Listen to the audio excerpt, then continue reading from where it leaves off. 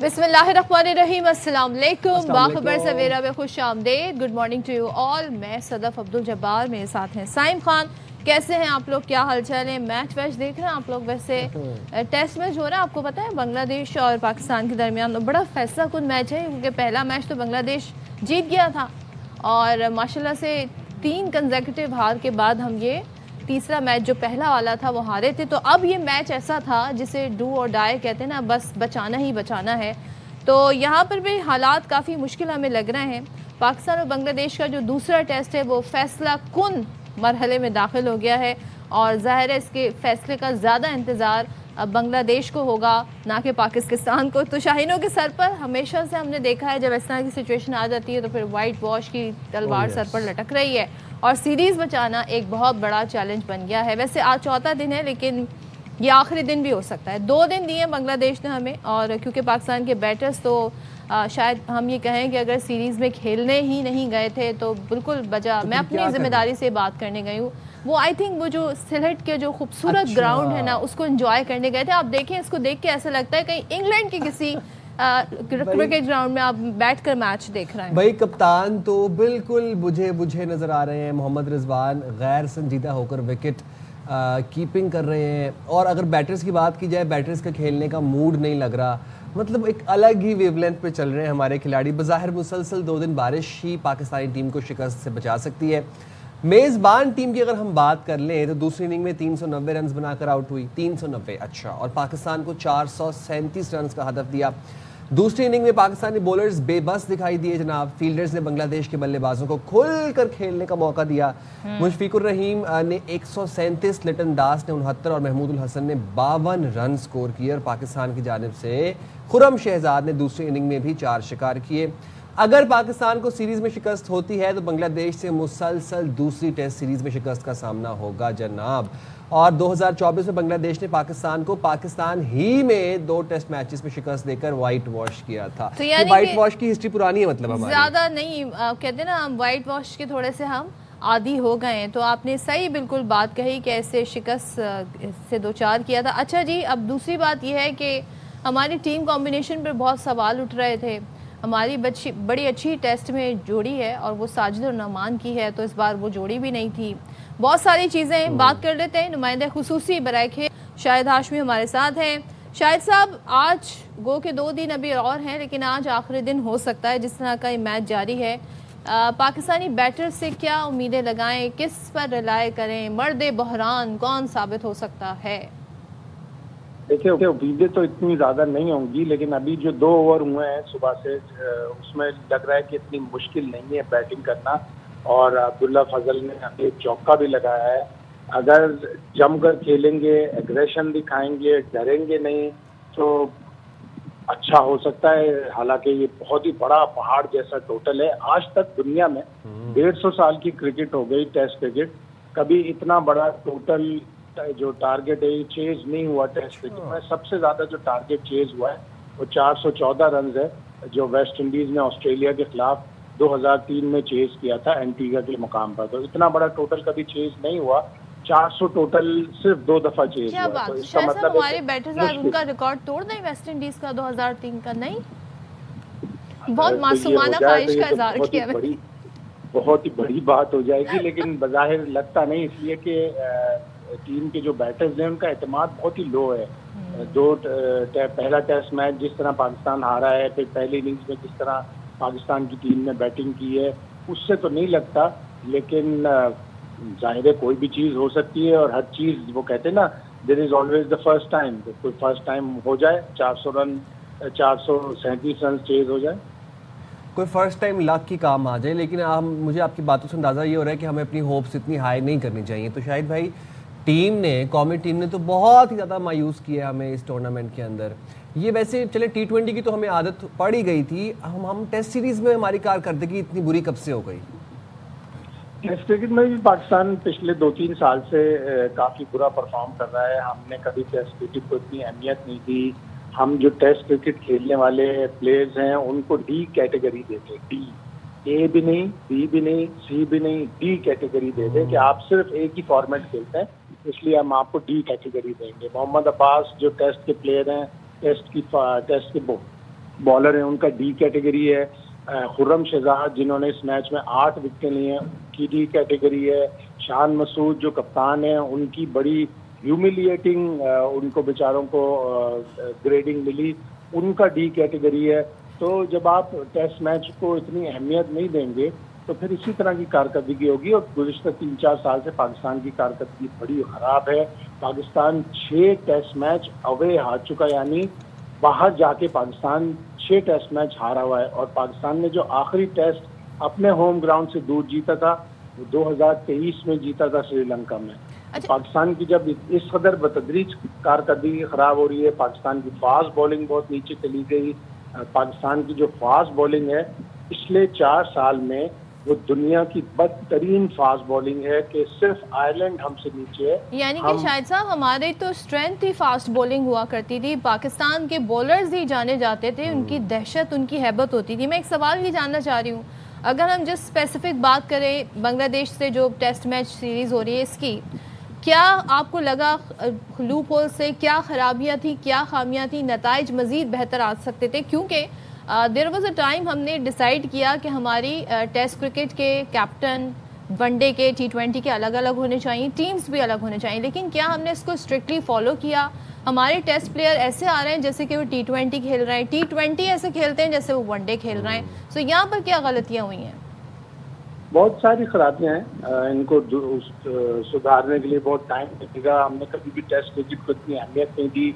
घर में हम हारने लगे, 2024 में हम बांग्लादेश से हारे हैं, उसके बाद हम इंग्लैंड से एक टेस्ट मैच इनिंग से हार गए। फिर उसके बाद अलीम दार साहब ने जो अंपायर हैं, इंटरनेशनल अंपायर हैं, रिटायर हुए हैं, उन्होंने एक तरकीब बताई कि आप हीटर्स लगाएं, पंखे लगाएं और इतनी ड्राई कर दें पिच को और उस पर नुमान अली और साजिद खान को खिलाकर टेस्ट मैच जीते। पाकिस्तान ने 2 टेस्ट मैच जीत लिए इंग्लैंड से, सीरीज जीत ली। बड़ी वाह वाह हुई कि जी हमने तरीका ढूंढ लिया कि हम होम ग्राउंड में किस तरह जीतेंगे, हम फास्ट बॉलिंग छोड़े, हम तो स्पिनर से जीतेंगे। लेकिन फिर वेस्ट इंडीज की टीम आई, हमने एक टेस्ट मैच तो जीत लिया, लेकिन वही जो बात है कि लो आप अपने काम में सजाद आ गया कि हम वेस्ट इंडीज की बहुत ही मामूली टीम से, बहुत ही नातजुर्बेकार टीम से स्पिनर्स के जरिए हार गए। फिर साउथ अफ्रीका ने, हमने साउथ अफ्रीका को एक टेस्ट मैच हराया, लेकिन साउथ अफ्रीका ने अगला टेस्ट मैच जीत लिया। तो अब ना तो हम घर में अच्छे हैं ना ही हम बाहर अच्छे हैं, तो हमें टेस्ट क्रिकेट की बहुत मजबूत प्लानिंग करनी पड़ेगी, नए लड़के लाने पड़ेंगे। 2-3 साल हम इसी तरह हारेंगे, फिर शायद 2-3 साल के बाद टीम बन जाए। लेकिन जुलाई में वेस्ट इंडीज़ जाकर हमारी टीम ने, शाहीनों ने 2 टेस्ट खेलने हैं शायद भाई, तो अब अगर ऐसी कारकर्दगी चलती रही तो जुलाई दूर नहीं है, it's just around the corner. तो शाहीन वहाँ जाकर कैसे सामना करेंगे? बहुत ही मुश्किल होगी वहाँ पे भी वेस्ट इंडीज में। अभी मैं आपको बता दूं कि पिछले साल ऑस्ट्रेलिया की टीम, जो दुनिया की चंद बेहतरीन टीमों में से शामिल है, 2 वर्ल्ड टेस्ट चैंपियनशिप के फाइनल खेल चुकी है। वो जब वेस्ट इंडीज गई, तीनों टेस्ट उसने जीत लिए, लेकिन सिर्फ 3 दफ़ा 200 का स्कोर बना सकी। और वहाँ पर जो 4 फास्ट बॉलर हैं उनके, वो बड़े तवाकुल फास्ट बॉलर हैं। वेस्ट इंडीज अपनी बैटिंग की वजह से तीनों टेस्ट मैच हार गई, लेकिन उनके जो फास्ट बॉलर हैं, शमार जोसेफ, अलजारी जोसेफ और किमार रोच और जेडन सील्स, इन्होंने 3 ने मिलाकर 3 टेस्ट मैचों में 48 विकेट्स लिए थे, 48। और उनको खेलना बहुत मुश्किल होता है। यहाँ तो 1 राना है, वहाँ 4-4 राने हैं। अच्छा शाहिद साहब, थोड़ा सा मुझे ये भी बताइए, ज़रा हम बात करें, खुर्रम शहजाद ने 8 विकेटें हासिल की, बाबर ने 68 रन बनाए, और फिर बाबर ने आके, जिस तरह कल भी हम बात कर रहे थे, प्रेस कॉन्फ्रेंस भी की और कहा कि अब बैटर्स को जिम्मेदारी लेनी होगी, एक खिलाड़ी आउट होता है उसके बाद सारे आउट होने शुरू हो जाते हैं। तो क्या पहले टेस्ट में बाबर और खुर्रम को ना खिलाना ये हमें महंगा साबित हुआ? और ज़ाहिर है अगर आप अच्छा एक खेलना शुरू करते हैं, एक रिदम बनती है, एक आपका एक टेम्पो बनता है, वो नहीं बन पाया। नहीं, बाबर आजम तो अनफिट थे। बाबर आजम ने टेस्ट मैच से एक दिन पहले बताया कि उनके घुटने की तकलीफ है, उनका MRI हुआ तो पता चला तकलीफ है उन्हें, इसलिए वो पहला टेस्ट मैच नहीं खेले। हाँ, खुर्रम शहजाद को ना खिलाना बड़ी संगीन गलती थी। वो रेड बॉल के स्पेशलिस्ट फास्ट बॉलर हैं, उन्होंने टीम मैनेजमेंट को बता दिया, 8 विकेटें ली इस टेस्ट मैच में, बताया कि आपने मुझे जो नहीं खिलाया था वो बहुत बड़ी संगीन गलती थी। 8 विकेटें कोई लेता है, इससे पहले टेस्ट मैच में अगर खिलाते तो यकीनन बेहतरी होती। लेकिन साथ ही साथ और भी बहुत सी पाकिस्तान टीम ने गलतियां की, मैनेजमेंट ने गलतियां की। ग्रीन टॉप विकेट देखकर डर गए, जबकि ग्रीन टॉप विकेट सब कॉन्टिनेंट में और मई के मौसम में ऐसी होती है कि घास सख्त गर्मी में जल जाती है, आपको उस घास से डरना नहीं चाहिए। बांग्लादेश ने पहले बैटिंग की, 413 रन बना लिए, फिर हमने कैचेस छोड़े, हमने रिव्यूज सही नहीं लिए, हमने बेपनाह गलती की इन 2 टेस्ट मैचों में। अगर हम वो गलतियां ना करते तो शायद ये सीरीज 1-1 भी हो सकती, शायद ये सीरीज 1-1 भी हो सकती थी। बहुत शुक्रिया शाहिद हाशमी, शामिल गुफ्तगू कर लेंगे साबिक क्रिकेटर कामरान अकमल साहब हमारे साथ मौजूद हैं। बहुत शुक्रिया कामरान भाई, आपने प्रोग्राम के लिए वक्त निकाला। आज टेस्ट मैच का चौथा और आखिरी दिन हो सकता है। पाकिस्तान के बैटर्स के सामने पहाड़ जितना बड़ा स्कोर है चेज करने के लिए, कितनी उम्मीदें हैं आपको? कम ही है। अगर टीम की परफॉर्मेंस देखें, पहले टेस्ट मैच में जैसे टीम खेली है, 2 सेशन नहीं खेल सकी, और उसके बाद आप देखें जैसे हमारी बॉलिंग है, जैसे हमारी पहली इनिंग में 232 पे टीम आउट होगी, ऑलमोस्ट कम रन पे होनी थी, लेकिन वो हसन अली के, साजिद के रन जो हम लोगों को 232 रन बनाने का मौका मिल गया। देखें हमारी टीम की हालत इस वक्त ऐसी है कि मुझे लग रहा है कि सिर्फ अंदर ग्राउंड में खड़े हैं फॉर्मेलिटी पूरी करने के लिए। 11 प्लेयरों की कोई एफर्ट नजर नहीं आ रही, कोशिश कर रहे हैं लेकिन वैसी बॉडी उनको इजाजत ही नहीं दे रही, रिस्पॉन्ड करने का उनको मौका ही नहीं मिल रहा, क्योंकि दूसरी टीम बांग्लादेश जैसी टीम ने बहुत अच्छा परफॉर्म किया। मैं कहता हूं कि उनका सिस्टम, उनकी टीम, एज ए प्लेयर्स आप देख लें, एज ए टीम देखें कि एक यूनिटी के साथ वो खेल रहे हैं। पता है कि उनको रोल का क्या पता है। जब 116 पे 6 आउट हुए हैं तो थक करके लिटन दास 100 कर देता है, टीम को मुश्किल से निकाल देता है। तो हमारी तरफ से भी उससे बड़े प्लेयर है, एक्सपीरियंस वाले प्लेयर है, लेकिन वैसी परफॉर्मेंस नहीं आ रही और आनी चाहिए थी। इससे पहले कभी सोच नहीं सकते थे कि बांग्लादेश हमें हमारे घर पे भी आके वाइट वॉश कर देगा, अपने घर में भी फर्स्ट टाइम वाइट वॉश कर देगा। हालत इस वक्त बहुत नाजुक किस्म की है और बॉलर्स मेरे ख्याल से सोचना पड़ेगा सिलेक्शन कमेटी को, क्या ये टीम आने वाली टेस्ट सीरीज में ये जितवा सकती है हमें?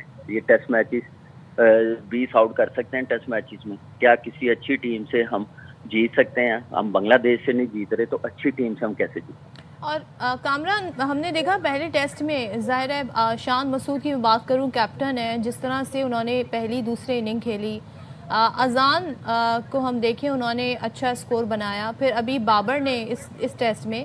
लेकिन अगर हम मोहम्मद रिजवान की बात करें, विकेट कीपिंग ही अगर देख लें तो लग नहीं रहा किसी भी एंगल से कि वो खेलने के मूड में है। पहली इनिंग में लिटन दास का जब ग्लव्स में गेंद लगी उनको आवाज़ तक नहीं आई, फिर उसका पूरा खमियाजा पाकिस्तान भुगत रहा है। तो ये जो आप किसी भी डिपार्टमेंट को ले लें, बॉलिंग को ले लें, बैटिंग को ले लें, फील्डिंग को ले लें, हमें एक टीम जो होती है ना, एक टीम एफर्ट, वो नज़र नहीं आ रही है। ये बिल्कुल सही कहा आपने। देखें सदफ, आप सिर्फ एक लड़के की हम लोग बात कर रहे हैं तो ज्यादा है, ओवरऑल टीम की आप बॉडी लैंग्वेज देखें, सबकी परफॉर्मेंस ऐसी है। स्वाई बाबर को निकाल दिया, अनफॉर्चुनेटली वो पहला टेस्ट मैच खेला नहीं इंजरी की वजह से, तो शायद फर्क पड़ता। फिर उसके बाद आप देखें पहले टेस्ट मैच में खुरम शहजाद को निकलाया, आपने मेन बॉलर को जो टेस्ट क्रिकेट से खेलता वो आ रहा सबसे ज्यादा आउट है, आपने उसको बाहर बिठा दिया। आपने 3 बॉलर वो खिलाए हैं जिनका कमबैक था, नो डाउट सीनियर अच्छे हैं, लेकिन फॉर्म और रिदम देखा जाता है फास्ट बॉलर्स का, ये गलती की। तो मुझे लग रहा है कि इस टेस्ट मैच में जैसे आप बात कर रहे हैं रिजवान की, देखें वो इससे पहले करता हुआ आ रहा है, उसकी एवरेज सबसे अच्छी है, कीपिंग बड़ी अच्छी कर रहा है, आ जाता बुरा टाइम, लेकिन यहाँ से निकलना प्लेयर ने खुद नहीं है, टीम की तरफ से, मैनेजमेंट की तरफ से सपोर्ट तो मिल रही है ना, लेकिन वैसा रिस्पॉन्स प्लेयरों की तरफ से नहीं आ रहा। आप देखें थके हुए नजर आ रहे हैं, कौन सा फिटनेस लेवल मुझे समझ नहीं आती। हमारे 90s के प्लेयर्स देख लें या हमारे बैच के प्लेयर्स देख लें, उस वक्त ये फिटनेस, ये वो ड्रामेबाजी नहीं होती थी, स्किल और परफॉर्मेंस को प्रेफर दी जाती थी, लेकिन अनफॉर्चुनेटली यहाँ पे स्किल और परफॉर्मेंस कॉम्प्रोमाइज की जाती है। जो फिटनेस की वो ड्रामेबाजी शुरू की हुई है, ग्राउंड में वो भाग लेगा। मुझे लगता है कि अब पाकिस्तान क्रिकेट बोर्ड को सोचना पड़ेगा, क्रिकेटरों को कम क्रिकेट खिलाएं, एथलीट वालों को बुला लें जो आपको आपके मतलब की फिटनेस दे सके। स्किल इनकी नज़र में कोई वैल्यू नहीं है, परफॉर्मेंस कोई वैल्यू नहीं है। मुझे लगता है कि अब इनको उनकी तरफ देखना पड़ेगा, वो भी खेल लेते होंगे, उन पे टाइम लगाएंगे, वो स्किल में भी अच्छे हो जाएंगे। मुझे लग रहा है कि हमारे डोमेस्टिक क्रिकेट में जो सिस्टम बनाए हुए हैं वहाँ से गड़बड़ है। चेयरमैन साहब को देखना चाहिए अपनी टीम की तरफ, वो क्रिकेट का बेड़ा गर्क कर रहे हैं, जो नॉन क्रिकेटरों के हार्ड डिसीजन दिए हुए हैं। डोमेस्टिक क्रिकेट आप देख लें, क्लब क्रिकेट देख लें कहाँ पे है। तो ये सारी चीज़ें प्रोसेस का हिस्सा नहीं है, सिस्टम का हिस्सा नहीं है। ये चीज़ें बेहतर होंगी, आपके टॉप लेवल पे भी चीज़ें بہتر ہوگی. پھر red ball cricket, domestic cricket لمبی کھیلیں گے تو وہ آپ فارم کنٹینیو رہتی ہے. دنیا کے بڑے پلیئرز آپ دیکھیں, جو روٹ کاؤنٹی کے میچ بھی کھیل رہے ہیں, فری ہیں, ابھی ٹیسٹ سیریز نہیں ہے, سارے پلیئرز کھیلتے ہیں اپنی ڈومیسٹک. انفارچونیٹلی ہمارے پلیئروں کو جانے دیتے ہیں, جائیں 4 اوور والی کرکٹ کھیلیں, 20 اوور والی کرکٹ کھیلیں اور اپنا آپ دکھائیں, اور اس کے بعد سوشل میڈیا پی آر کمپنیاں ان کو اٹھاتی ہیں. کامران, کیا امید رکھیں, وائٹ واش زیادہ لائکلی چانس لگ رہا ہے آپ کو؟ پھر دیکھیں, اب ریکارڈ بنتے ہی ہیں ٹوٹنے کے لیے. ابھی تک اتنے رن چیز تو ہوئے نہیں ہیں, اور اس وقت سیریز لیول کرنے کے لیے تو جیتنا پڑے گا. شاید بھائی نے کہا کہ 1 سے سیریز برابر ہو سکتی تھی, میرے خیال سے ہمیں 2-0 سے جیت کے آنا چاہیے. بنگلہ دیش کے خلاف بھی ہم یہ سوچ رہے ہیں 1-1 سے سیریز برابر ہو جائے. میری نظر میں تو پہلا ٹیسٹ میچ بھی ایکسیپٹیبل نہیں ہے, 2024 میں ایکسیپٹیبل بھی نہیں ہے. اگر کچھ عزت رکھنی ہے, اگر سمجھنا اپنا کیریئر بڑھانا ہے کپتان نے, مینجمنٹ نے, پلیئروں نے, تو پھر جیتنا پڑے گا, جیسے بھی جیتنا پڑے. باقی بلیو رکھیں اپنے پہ, ایک پروسیس اور ٹیکنیک نظر آنی چاہیے. کیا لٹن داس, مشفق رحیم کی طرح کوئی پرفارمنس نظر آئے گی؟ 100 کریں گے کوئی 2 پلیئر. ٹھیک ہے, تھینک یو سو مچ کامران, بہت شکریہ. اس سے پہلے شداشوی ہمارے ساتھ تھے. تو بھائی لٹن داس جیسی پرفارمنس آپ دیں گے, کوئی میریکل ہی ہو سکتا ہے. تمام بیٹر ذمہ داری کا مظاہرہ کریں گے تو ہی ہم اس میچ کو بچا سکتے ہیں. اور وہ جو بات کہی نا کہ فٹنس پرابلم آ رہا ہے, آئی تھنک T20 کی عادت پڑ گئی ہے. T20 کی عادت پڑ گئی, لیکن T20 میں بھی کچھ اچھا پرفارم کر کے دکھانے چلے, ہمیں کہیں سے تو کچھ راحت ملے, کچھ سکون کا سانس ملے. But having said that, moving forward, ذرا Pinky cocaine queen follow up case کے حوالے سے فالو اپ لے لیتے ہیں. ڈرگ کوئین انمول اور پنکی کے بارے میں اچھا اب آئے روز نئے انکشافات سامنے آ رہے ہیں. اب جناب یہ سنیں آپ کہ سابق شوہر جو پنکی کا تھا, ناصر, اس نے انمول کو کوکین بنانے کا ماہر بنایا. اپنے 2 بھائیوں سمیت اس کاروبار میں ملوث تھا. ملزمہ کے سابق شوہر نے بھائیوں منصور ایڈوکیٹ اور شہروز کے ساتھ مل کر پہلے شراب اور پھر کوکین کا کاروبار شروع کیا, پھر اپنے دوست عرفان اور بہنوئی کو بھی ساتھ ملایا. فیملی لمیٹڈ, پورا یہ ایک فیملی بزنس چل رہا ہے, فیملی لمیٹڈ کمپنی ہے یہ جناب. سوچیں, مطلب یہ ہم بات کہہ رہے ہیں کہ یہ ایسا کوئی کردار نہیں ہے جو پہلی بار سامنے آیا. بھائی بھی یہ کام کر رہا ہے, سابقہ شوہر بھی یہ کام کر رہا تھا, بہنوئی بھی یہ ساتھ کام کر رہے ہیں, تو کہیں نہ کہیں سے تو کوئی نہ کوئی پکڑا جاتا اور پھر یہ سامنے ساری کہانی آتی. بہرحال اب پنکی سامنے آ گئی, تو ناصر اور پنکی اپنی ٹیم سمیت کوکین کا کاروبار کراچی لے آئے اور پھر یہ جوڑا پورے پاکستان میں زہر سپلائی کرنے لگا. پنکی کے خلاف لاہور میں 5 مقدمے ہوئے ہیں اور یہ منظر عام پر بھی آ گئے ہیں. گجرپورہ پولیس نے 2018 میں منشیات فروش میں گرفتار کیا تھا. پنکی سے منشیات لے کر فروخت کرتا تھا اس شخص کو گرفتار کیا تھا. وزیر داخلہ سندھ ضیاء النجار کہتے ہیں انمول پنکی نے گرفتار کرنے کا چیلنج دیا, اس کے خلاف کارروائی کی, اس کے ساتھیوں کا بھی یہی حشر ہوگا. تو یعنی کہ ابھی اور بہت ساری گرفتاریاں ہیں جو ہونی باقی ہیں. جبکہ وہ پنکی بار بار یہ بتاتی ہے, اس نے خود بتایا کہ 800 اس کے کلائنٹس تو صرف کراچی کے ہیں. تو کیا کہا جناب, آپ کو سنواتے ہیں ضیاء النجار صاحب نے. اچھا, پنکی کے حوالے سے اور بھی مزید باتیں سامنے آ رہی ہیں. ٹریول ہسٹری سامنے آئی ہے, تو اب آپ کو حیرانی ہوگی کہ ملزمہ صرف ایک بار بین الملک گئی. 25 دسمبر 2018 کو کراچی سے باکو کا سفر کیا. 3 مہینے گزارنے کے بعد 1 اپریل 2019 کو واپس نہیں. بھائی وہ یہاں پر ہماری نسلوں کو سفر کیا, 2019 میں آ گئی. سوچیں کہ وہ یہاں پر ہماری نسلوں کو زہر پلانے میں اتنی مصروف تھی کہ اس نے بیرون ملک زندگی میں ٹریول ہی ایک دفعہ کیا ہے, وہ بھی باکو.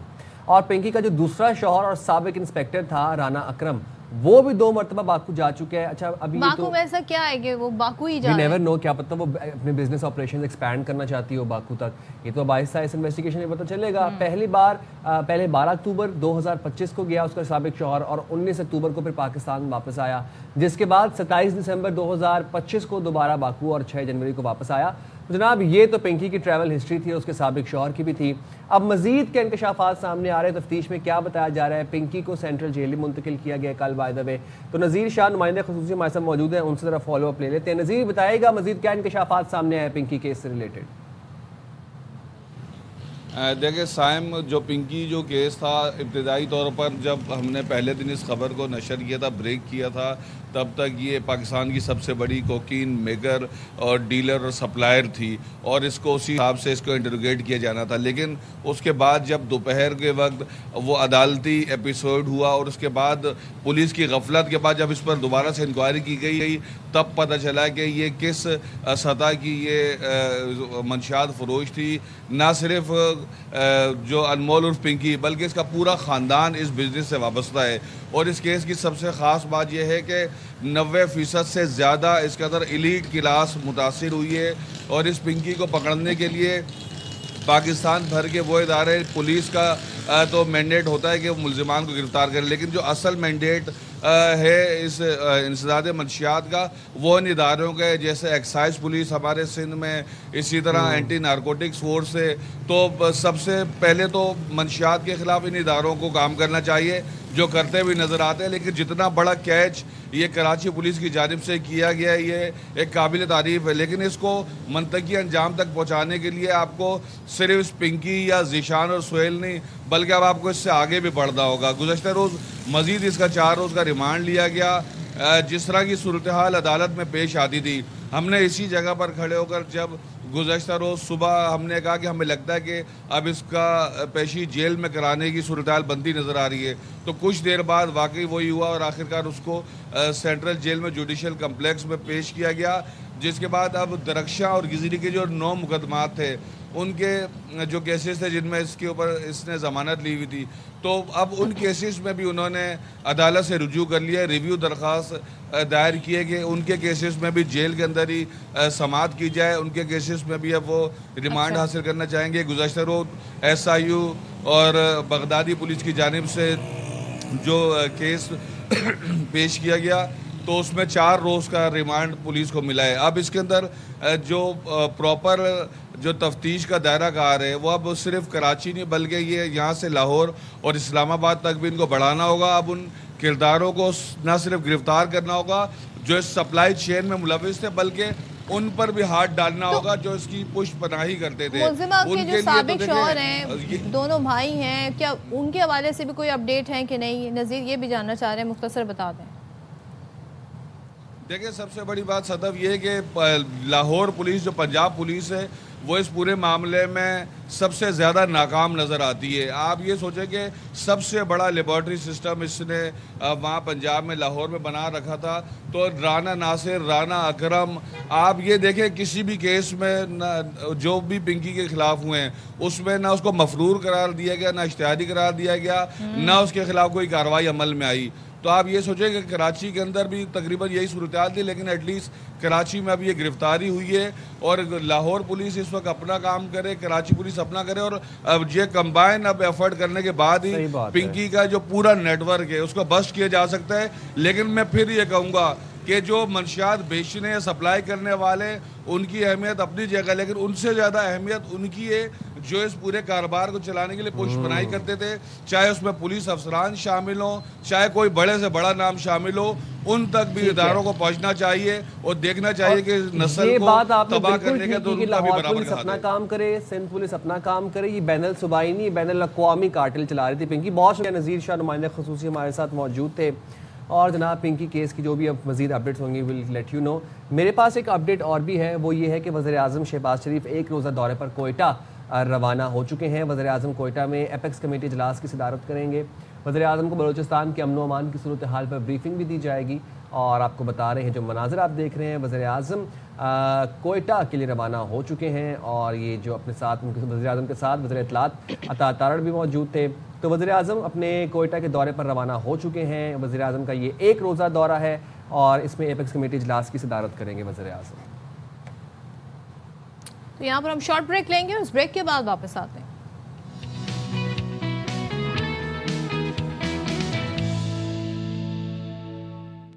تو ہم نے ویدر کی تو بات ہی نہیں کی. ایسے کیسے ہو سکتے ہیں کہ ہم نے ویدر کی بات ویدر کی بات کریں اور پھر مئی کا مہینہ اور گرمی کا ذکر نہ ہو, تو ایسا کیسے ہو سکتا ہے. لیکن اب آپ کہیں گے آپ لوگ تو ہمیں ایسی خبریں سناتے ہیں, اب کیا کریں. مئی کے منتھ میں آپ کیا ایکسپیکٹ کر سکتے ہیں ویدر سے, اور پھر ہم سے کیا ایکسپیکٹ کر سکتے ہیں, ہم وہی بتائیں گے جو موسم کا حال ہے. تو ملک میں آج سے 26 مئی تک شدید ترین گرمی پڑنے کا امکان ہے. یہ میں نہیں کہہ رہے, یہ NDMA نے شدید گرمی اور ہیٹ ویو کا الرٹ جاری کیا ہے. NDMA के मुताबिक सिंध, जनूबी पंजाब, मशरकी बलूचिस्तान में दर्जा हरारत 30 नहीं, 38 नहीं, 41-42 डिग्री सेंटीग्रेड तक जा सकता है और उससे भी तजावुज कर सकता है। इस दौरान कराची, हैदराबाद, सखर, लाहौर, मुल्तान, बहावलपुर, रहीम यार खान, डेरा गाजी खान, सरगोदा और दीगर शहरों में शदीद और गैर मामूली गर्मी की लहर बरकरार रहने का खदशा भी जाहिर किया गया है। अच्छा, ये 42 डिग्री तो रिकॉर्ड किया जाएगा ना, लेकिन जो फील्स लाइक होता है वो एक अलग फैक्टर है जनाब, सिंध के अंदर खास तौर पर। अब जनाब पाकिस्तान में तो ये तो मसला है ही है ना, गर्मी वाला, सर्दियों में शदीद सर्दी, गर्मियों में इसी दौरान बच्चों के पेपर्स भी हो रहे हैं, कुछ कुर्बानी भी आ गई है, कुर्बानी भी। उसके अलावा बच्चों के पेपर कुछ के हो गए हैं, लेकिन अभी बच्चे स्कूल जा रहे हैं, अभी तक अनाउंस नहीं हुई है गर्मियों की छुट्टियां। जाहिर है आपने मई तक तो जाना है, ईद की छुट्टियों से पहले तक। तो इन हालात में बड़े सब्र आजमा, बड़े कठिन मराहिल से बच्चे गुजर के, और जाहिर है जो लोग खास तौर पे हमारे वो माशरे का तबका जिनकी ड्यूटी आउटडोर है, तो अगर आप उनका ख्याल रखें इस मौसम में, कुछ कोशिश करें, ठंडे पानी का इंतजाम कर दें, कोई वाटर कूलर रख दें, तो ये सदका जारिया होगा यकीनन। और सबसे पहले आपने अपनी जान का भी ख्याल रखना है, प्लीज आपने हाइड्रेटेड रहना है। और हाइड्रेटेड का मतलब ये नहीं कि पानी पी जाना है, पानी भी पीना है, पानी में इलेक्ट्रोलाइट्स भी होने चाहिए जनाब। अच्छा, तो ये तो मैं बात कर रहा था ना मौसम के हवाले से, लेकिन वेदर कंडीशंस वर्स हो रही हैं, हर साल वर्स हो रही हैं। क्यों हो रही हैं? अब उसका एक फैक्टर फ़िज़ाई आलूदगी भी है, पोल्यूशन भी है, ग्रीन हाउस गैसेज भी हैं। पाकिस्तान में फ़िज़ाई आलूदगी इंसानी ज़िंदगियों के लिए संगीन खतरा बन चुकी है, जिससे मुल्क में सालाना तकरीबन 1,35,000 अफराद कबल अज़ वक्त मौत का शिकार हो रहे हैं, जबकि जहरीली हवा और स्मोक के बायस शहरियों की औसत उम्र में 2 साल 7 माह तक कमी वाक़ हो रही है। और ये इंकशाफ कौमी असम्बली में जमा कराए गए तहरीरी जवाब में वफाकी वज़ीर मौसमियाती तब्दीली ने किया। सोचें। अच्छा, उन्होंने बताया जी कि बारीक जहरीले ज़रात जो होते हैं PM2.5 दिल, फेफड़ों और सांस की बीमारियों में खतरनाक इजाफे का सबब बन रहा है। खुसूसन खासतौर पर उन्होंने लाहौर का जिक्र किया। लाहौर और दीगर जो बड़े शहर हैं इससे शदीद मुतासिर हैं। हुकूमत ने बढ़ते हुई सूरत हाल के पेश नज़र कौमी क्लीन एयर पॉलिसी 2023 के तहत ज़रई बाकियात जलाने, धुआं छोड़ने वाली गाड़ियों, फैक्ट्रियों के खिलाफ निगरानी कवानीन मजीद सख्त करने का फैसला किया। मैं साइम एक चीज मैं जानना चाहती हूँ कि ये फैसले, ये कवानीन बन जाते हैं, इन्फोर्समेंट इसकी नहीं होती है। अब हम जगह जगह उसी तरीके से देखते हैं कि हालात यही है, तो चले खैर, इनसे हम लड़ें कैसे अपने माहौल को, एनवायरनमेंट को बेहतर कर सकते हैं। माहिर माहौलियात डॉक्टर ज़ैनब ने हमें ज्वाइन किया। Thank you so much doctor Zainab join करने के लिए। आप थोड़ा सा बताइएगा सूरत हाल को देखते हुए, ये जो बताया गया कि पाकिस्तान में सालाना 1,35,000 अम्वात फजाई आलूदगी की वजह से हो जाती हैं, जबकि औसत उम्र में कमी का भी इंकशाफ हुआ है। ये सूरत हाल कितनी अलार्मिंग है? जी, ये इस साल के शुरू में, अभी कुछ महीने पहले की बात है कि एक रिपोर्ट आई थी ग्लोबल IQ एयर की, और उस रिपोर्ट ने ये इंकशाफ किया गया था कि पूरी दुनिया में जो सबसे आलूदा तरीन शहर है, जहां पे ये पार्टिकुलेट मैटर 2.5 सबसे ज्यादा है, वो लाहौर है। और वो फिजाई आलूदगी की वजह से, ये जो आपने डेटा स्टेटिस्टिक्स शेयर किया, ये सिर्फ इस साल की रिपोर्ट में ही नहीं शेयर हुआ, ये पिछले साल भी वर्ल्ड हेल्थ ऑर्गेनाइजेशन की हैं, इसके अलावा और रिपोर्ट्स हैं जो शेयर करती हैं। अभी पाकिस्तान एयर क्वालिटी इनिशिएटिव के मुताबिक भी जो एयर क्वालिटी इंडेक्स है, उनका डैशबोर्ड है जिसपे वो लाइव शो कर रहे होते हैं, वो लाहौर का इस वक्त सबसे ज्यादा बुरा जा रहा है। और वहां पे मुसलसल, अब देखें स्मॉग सीजन भी नहीं है, लेकिन मुसलसल हवा जो है वो आलूदा है। तो पार्टिकुलेट मैटर 2.5 जो है, इसके मुख्तलिफ सोर्सेज होते हैं। मुझे खुशी है कि जो वफाकी वजीर हैं, उन्होंने ये मेंशन किया कि हमें जो पाकिस्तान की नेशनल क्लीन एयर पॉलिसी जो 2023 में बनी थी, उसका इत्तलाक करना जरूरी है। खास तौर पे जो ये ज़रात की जो बाकियात जो है वो जलाई जाती हैं, उस पे पहली दफा हुकूमत का इतना एम्फेसिस मैंने देखा है, वरना यूजुअली ये वो फैक्टर है जिसको इग्नोर कर दिया जाता है, क्योंकि ये लोकल फैक्टर है, इंक्लूडिंग जो आपकी पुरानी गाड़ियों का धुआं और कंस्ट्रक्शन एक्टिविटीज, और खास तौर पे तब जब बारिश नहीं होती तो ये बहुत ज्यादा जो है वेस्ट, और ये जो कंस्ट्रक्शन वेस्ट और इंडस्ट्रीज का धुआं और ये ज़रात की बाकियात, ये सारे मिल के जो है आपके ये पार्टिकुलेट मैटर 2.5 को ज्यादा। ये तो चले लाहौर की बात हो गई। लाहौर में हम देखते हैं कि हर साल सर्दियों में स्मोग आती है, और उस वजह से स्मोग से निमटने के लिए, उसकी तदारुक के लिए फिर बहुत सी चीजें की जाती हैं, बहुत सी स्ट्रेटेजीज अपनाई जाती हैं। बट अब जैसे हम कराची की बात कर लें, हम कराची में क्योंकि रहते हैं, कराची में हम देखते हैं यहाँ पर पुरानी गाड़ियों का धुआं भी खारिज हो रहा है, यहाँ पर इंडस्ट्रियल एरियाज में फैक्ट्रियों से, चिमनी से धुआं भी निकल रहा है। پولوشن یہاں پہ آلریڈی ہے, ڈسٹ یہاں پر اتنی ہے, تو کراچی جیسے شہر میں جو لوگ رہ رہے ہیں وہ کیسے نمٹیں اس سے, وہ اپنے لنگس کی ہیلتھ کو مینٹین کرنے کے لیے کیا کر سکتے ہیں؟ اچھا, اس میں ایک انٹرسٹنگ فیکٹ ہے, جو جیوگرافی ہوتی ہے نا علاقے کی, وہ بڑا میٹر کرتی ہے. وہاں بے شک پولوشن کے سورسز زیادہ ہوں, لیکن جو سمندری ہوائیں ہیں اس کی وجہ سے جو ہے وہ ڈسپرس جلدی ہو جاتی ہے.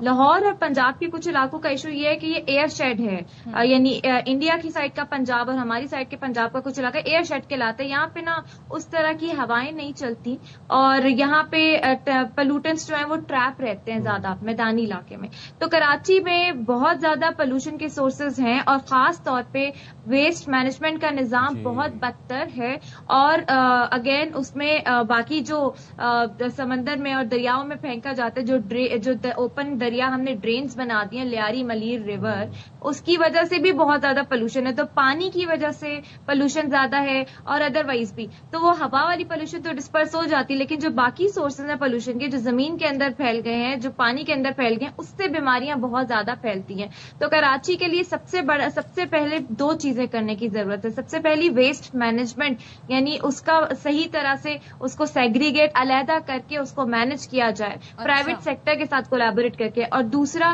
کہ یہ جو دریا تھے کبھی ان کو ہم نے ڈرین بنا دیا ہوا ہے, ان کو انکروچمنٹ ختم کی جائے اور ان کی صفائی کا انشور کی جائے, تاکہ ڈرینیج پلان اپ گریڈ کیا جائے. پانی کی وجہ سے جو بیماریوں سے لوگ بیمار ہو رہے ہیں, ایٹ لیسٹ وہ اس میں کمی آ سکے. میں تو کہتی ہوں آپ نے بڑا اچھا پوائنٹ ریز کیا ہے کہ اب جو ویسٹ مینجمنٹ ہے نا, اس کو بھی یہ جو ہماری ماحولیاتی پالیسی ہے نا, اس میں انکلوڈ ہونا چاہیے, تاکہ اس کا بھی سدباب ہو سکے اور ٹو وے اپروچ اس حوالے سے رکھی جا سکے.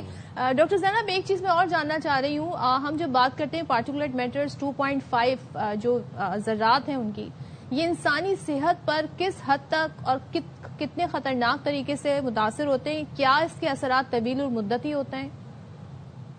اچھا, اسی پہ جو آپ بات کر رہی تھی نا کہ یہ موسمیاتی تبدیلی کی پالیسی کا حصہ ہونا چاہیے, اس پہ میں بس ایک کامنٹ کرنا چاہوں گی.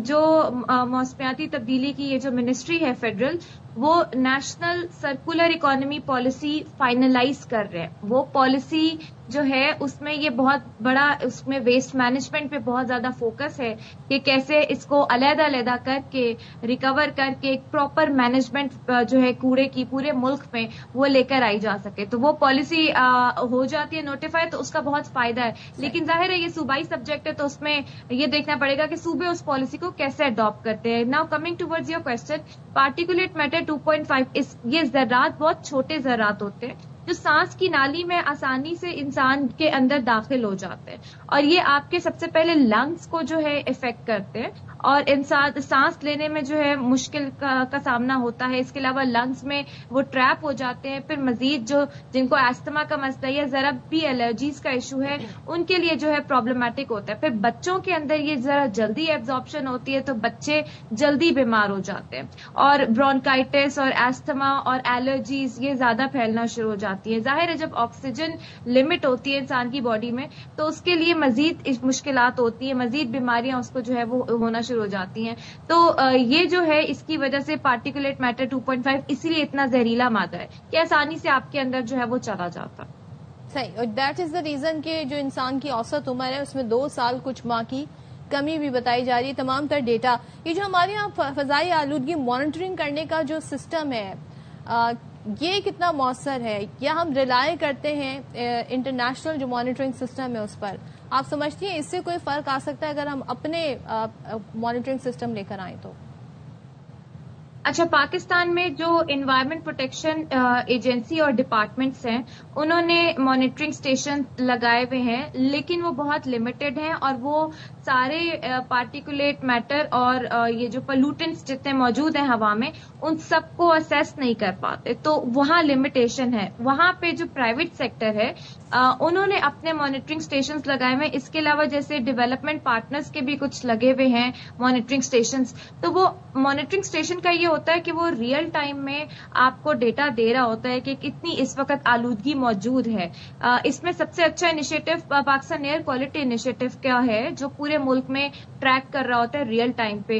لیکن ظاہر ہے وہ private sector sort of initiative ہے, نیشنل لیول پہ اتنا بڑا ہمارا ہے نہیں. تو نیشنل لیول پہ جو ڈیٹا آ رہا ہوتا ہے وہ بہت لمیٹڈ مانیٹرنگ اسٹیشن سے آتا ہے, اسی لیے ڈیٹا ڈسکریپنسی کا چیلنج آ جاتا ہے. کوئی پرائیویٹ مانیٹرنگ اسٹیشن ڈیٹا کچھ بتا رہا ہوتا ہے اور کسی کا مانیٹرنگ اسٹیشن اگر شہر میں کسی اور جگہ لگا ہوا ہے وہاں پہ پولوشن ہو سکتا ہے کم آ رہی ہو, وہ کہ آج تو آب و ہوا بہت کلیئر ہے, ایسا مسئلہ نہیں ہے.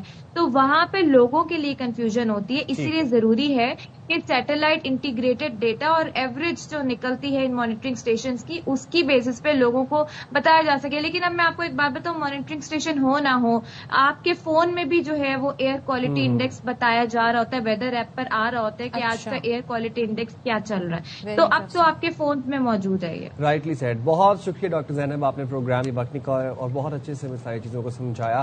موونگ فارورڈ جناب, ایجوکیشن کے حوالے سے ہم بات کرتے ہیں تو آپ کو یاد ہوگا ہم نے بہت سیگمنٹس کیے اس چیز کے اوپر بھی کہ اضافی فیس بچوں سے چارج کی جاتی ہے.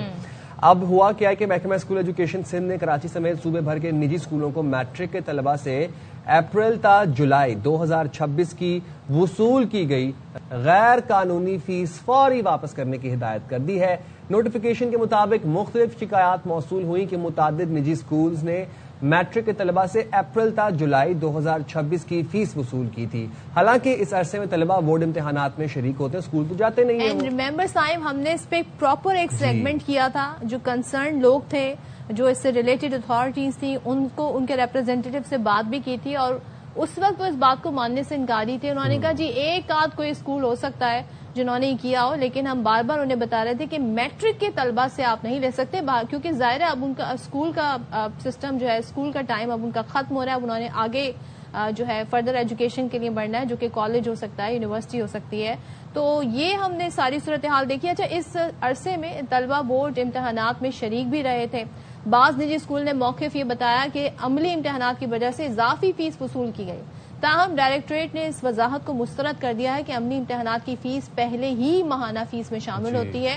سوچیے وہاں پر بھی انہوں نے کوشش کی کوئی نہ کوئی اپنا جو ہے نا بتا سکیں اور ان کو فول کر سکیں, اس لیے الگ سے رقم وصول کرنا غیر قانونی ہے. اعلامیے میں یہ بھی کہا گیا کہ کچھ تعلیمی ادارے تعلیمی سال اگست 2025 سے شروع ہونے کا جواز پیش کرتے ہوئے جولائی 2026 تک فیس وصول کرنے کو درست قرار دے رہے ہیں. نہیں, یہ کوئی جواز نہیں ہے اور یہ غیر قانونی فیس ہے. جن میں منتھس میں بچوں کے ایگزامز ہو رہے ہیں میٹرک والوں کے, وہ ایگزامز دے رہے ہوتے ہیں, وہ اسکول نہ آتے ہیں, ان کا کوئی تعلق ہوتا ہے اسکول سے, اس کے بعد انہوں نے نکل کے کالجز میں جانا ہوتا ہے. تو اگر کچھ پیرنٹس نے فیس پے کی ہے, بچوں کی طلبہ نے کی ہے, تو وہ یہ پروگرام اگر دیکھ رہے ہیں تو واپس جائیں اسکولز میں جا کے. اب نوٹیفیکیشن جاری ہو گیا, فیس واپس لے کے آئیں اپنے 2-3 مہینے. میں تو کہتی ہوں جرمانے ہونے چاہیے ایسے اسکولز کے. بالکل صحیح کہہ رہی ہیں, ہیوی جرمانے ہونے چاہیے تاکہ اگلے سال سے, تو ہر سال کا ہے نا, ہر سال ہم باخبر سویرا میں یہ سیگمنٹس کرتے ہیں لیکن کوئی سمجھتا ہی نہیں ہے, کوئی سنتا نہیں, امپلیمنٹیشن نہیں ہوتی. جناب یہاں پہ ہم لیں گے ایک چھوٹی سی بریک, وقت ہو گیا بریک اور حاضر ہوں گے بریک کے بعد. اسٹے دیئر ود اس.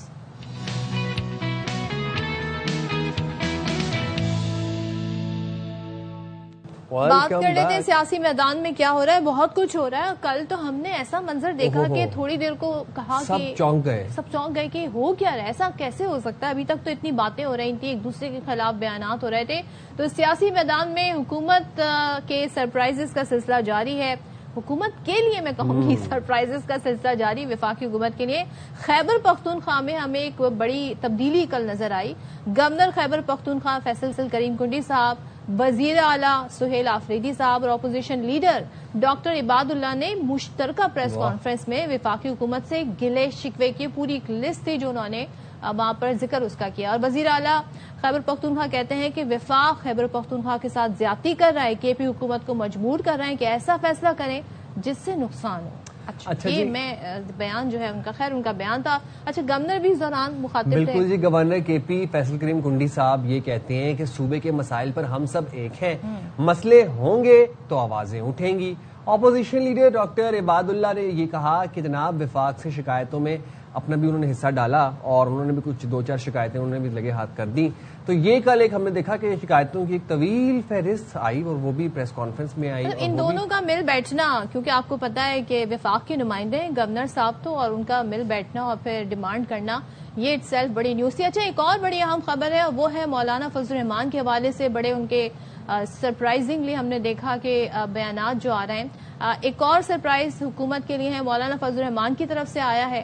کراچی میں میٹ دا پریس سے خطاب کر رہے تھے, کہتے ہیں صدر آصف علی زرداری کے حوالے سے کہتے ہیں کہ آصف زرداری ایوان صدر میں بیٹھ کر 18ویں ترمیم کا تحفظ شاید نہ کر سکیں, تو میں دعوت دیتا ہوں آئیں 18ویں ترمیم کو محفوظ بنائیں جس پر آپ اور ہم نے مل کر دستخط کیے تھے. تو مولانا فضل الرحمان کا کہنا تھا کہ ابھی تک 28ویں ترمیم سامنے نہیں آئی, لیکن نظام اکھاڑنے پچھاڑنے والی کوئی تجویز ہمیں قبول نہیں ہے. ساتھ ہی وہ یہ کہتے ہیں کہ پی ٹی آئی سے باہمی تعلقات نارملائز کرنے میں کامیاب ہوئے اور سیاستدانوں کا ایک دوسرے سے ملنا اچھی بات ہے. چلیں جی, پھر بات کر لیتے ہیں ان سارے سرپرائزز کے حوالے سے. ہمارے ساتھ موجود ہیں مسلم لیگ نون کے رہنما حذیفہ رحمان صاحب. بہت شکریہ حذیفہ, آپ نے پروگرام کے لیے وقت نکالا. کل ہم نے جو مناظر دیکھے بڑے سرپرائزنگ تھے, بلکہ اسٹانشنگ تھے کہ گورنر کے پی بھی تھے, پھر اپوزیشن لیڈر بھی تھے, پھر سی ایم کے پی بھی تھے. وہ جو شکایتوں کی ایک طویل فہرست تھی, ان پہ آپ کوئی کامنٹ کرنا چاہتے ہیں؟ جی بہت شکریہ جی, آپ نے حکومت کا موقف جاننے کے لیے مجھے مدعو کیا. پہلی گزارش تو یہ ہے کہ کل کی پریس کانفرنس کا ایک مثبت پہلو یہ ہے کہ اگر کسی ایک معاملے کے اوپر پاکستان مسلم لیگ نون کے اپوزیشن لیڈر جو ہے وہ وہاں کی حکومت اور پیپلز پارٹی کے گورنر کے ساتھ اگر بیٹھے تو ہماری حکومت نے اس پر کوئی اعتراض نہیں کیا.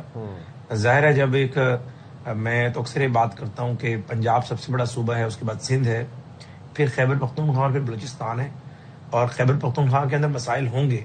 ہمیں تو کبھی یہ بات نہیں کی, ہم تو ہمیشہ یہ کہتے ہیں کہ تحریک انصاف کی جو وہاں کی حکومت ہے ان ایشوز پہ بات کرے جن ایشوز کو انہیں مینڈیٹ ملا ہے, نہ کہ ایک شخص کی رہائی اور احتجاجی سیاست کی بات کرے. تو میں تو اس پریس کانفرنس کو بڑا مثبت لیتا ہوں. اچھا, ظاہر ہے اگر Peoples Party P M L N اور تحریک انصاف کی قیادت جو کہ کے پی کے کی ہے وہ ایک موضوع پر اکٹھے بیٹھے ہیں تو لا محالہ وہ کہتے ہیں تالی ہمیشہ 2 ہاتھ سے بجتی ہے. کوئی ایشو ہوگا تو اکٹھے ہوئے ہیں, اور جو انہوں نے ایشوز ریز کیے ہیں میں سمجھتا ہوں جو فیڈرل گورنمنٹ سے متعلق ہے اس کو بھی ہم انشاءاللہ ایڈریس کریں گے.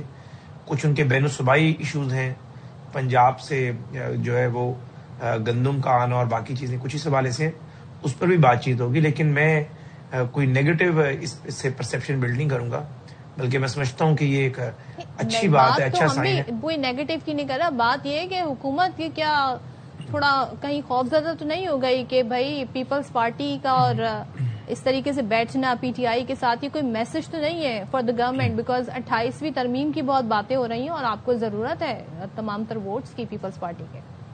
جی صدر بہت شکریہ, اس میں 2 گزارشات کر دوں. پہلی بات تو یہ کہ اگر پیپلز پارٹی اور پی ٹی آئی طرح بھی پریس کانفرنس کرتے تب بھی حکومت کے لیے کوئی پریشانی کی بات نہیں تھی, لیکن یہاں تو پی ایم ایل این کے جو اپوزیشن لیڈر ہیں وہ بھی وہاں بیٹھے ہوئے تھے.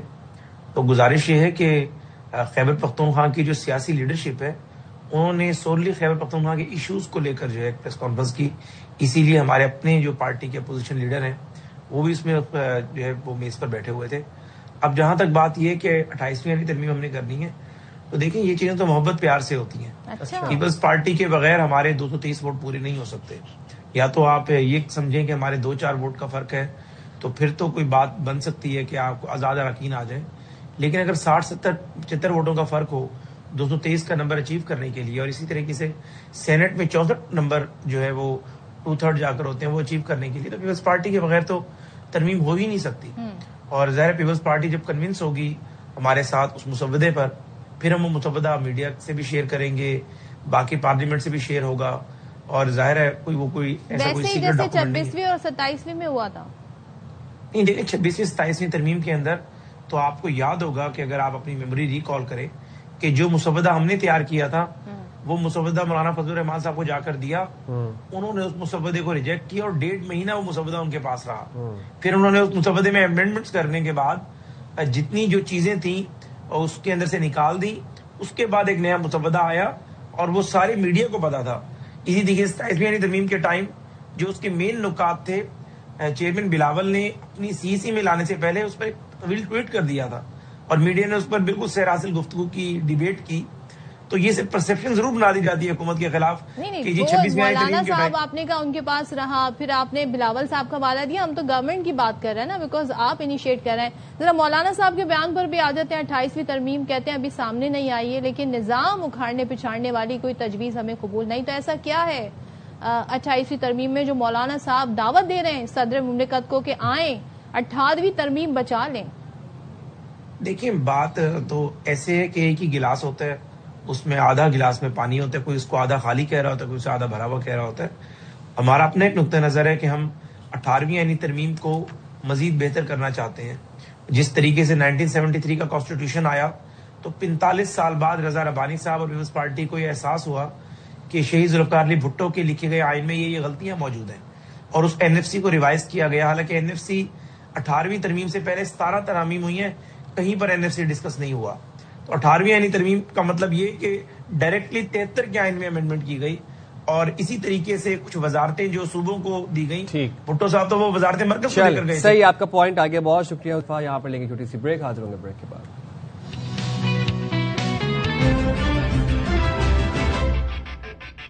السلام علیکم، ویلکم بیک ٹو باخبر سویرا. جناب گرمی بڑھتی چلی جا رہی ہے اور عید قربان نزدیک آ گئی ہے. اب آپ لوگوں نے ایک تو اپنا بھی خیال رکھنا ہے، اپنے جانوروں کا بھی خیال رکھنا ہے. پلیز جانوروں کو ڈی ہائیڈریٹڈ گرمی میں نہ گھمایا کریں، شام کے ٹائم ٹھنڈے وقت گھمایا کریں جانوروں کو. اور دوسری بات، پلیز جانوروں کے ساتھ شرارتیں نہ کریں. جانور ایک دم سے بدک جاتا ہے اور وہ پھر پوری گلی کو آگے لگا لیتا ہے. خدارہ جانوروں کا خیال کریں، ان سے پیار محبت سے پیش آئیں. تو جناب میں نے ویسے دیکھا بعض لوگ خیال بھی بہت کر رہے ہیں، پراپر طریقے سے انہوں نے شیڈ بھی لگایا ہوا ہے. تو یہ تمام پر انتظامات جاری ہیں. ابھی ہم کیا ملتان کی مویشی منڈی کا ذکر کر رہے ہیں، وہاں بہت کی سی منڈیوں میں آپ کو لے کے اوور جائیں آل گے ہم پورے ملک میں خوبصورت جانور آئے ہوئے ہیں، ان کا ذرا ذکر کرتے ہیں. اور ظاہر ہے اب یہ ٹائم ایسا ہے نا کہ اس وقت جو بارگیننگ اسکلز ہیں نا وہ بہت میٹر کرتی ہے، اور اس میں جو جتنی اچھی جس کی اسکلز ہوں گی، جو جتنی اچھی بارگین کر لے گا وہ بہترین پرائس میں جانور لے آئے گا. ورنہ تو آپ بس سمجھیں اگر آپ نے ان کی بدائے دام دے دیے نا تو بس پھر جیب خالی بھائی. لوٹے گا. ایک سے ایک قسم کا، ایک سے ایک نسل کا، کیا بکرے، کیا اونٹ، کیا چھترے، کیا دمبے، کیا بیل، کیا ویڑے، ہر کلر میں ہر نسل میں دستیاب ہے. اور کراچی میں تو خاص طور پر اگر ہم بات کریں کیا خوبصورت جانور ہیں، لیکن ان کے ریٹ بھی اتنے ہی زیادہ ہیں، اتنے ہی مہنگے ہیں. تو عید قربان قریب آتے ہی مویشی منڈیوں میں جانوروں کی خریداری میں تیزی تو آئی ہے، لیکن کراچی والے گائے کے ساتھ ساتھ بکروں کی خریداری میں بھی انٹرسٹڈ نظر آ رہے ہیں. اور مویشی منڈی میں ملک بھر سے مختلف نسل کے بکرے بھی فروخت کے لیے لائے گئے ہیں. تو اب آپ کو ذرا بکرے دکھاتے ہیں. اشرت خان نے ایک بڑی اچھی رپورٹ تیار کی ہے بکروں کے ساتھ، آپ کو دکھاتے ہیں. عید قربان آتے ہی کراچی میں مویشی منڈیاں سج گئیں. خوبصورت، دلکش اور دل فریب بکروں نے شہریوں کی توجہ اپنی جانب کھینچ لی ہے. آئیے چل کر دکھاتے ہیں.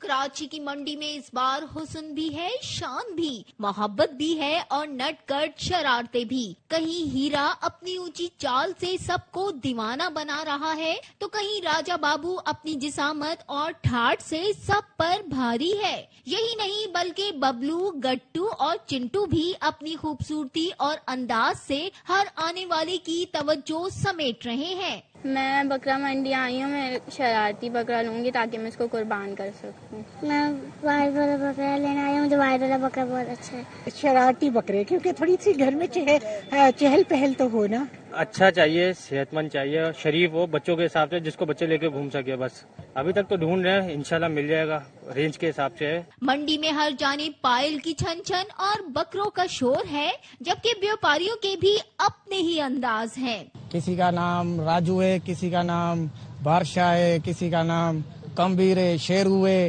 بس جس نام پہ بلاتے ہیں انشاءاللہ وہ یہ آ جاتے ہیں سامنے. پیار والے بکرے ہیں ماشاءاللہ.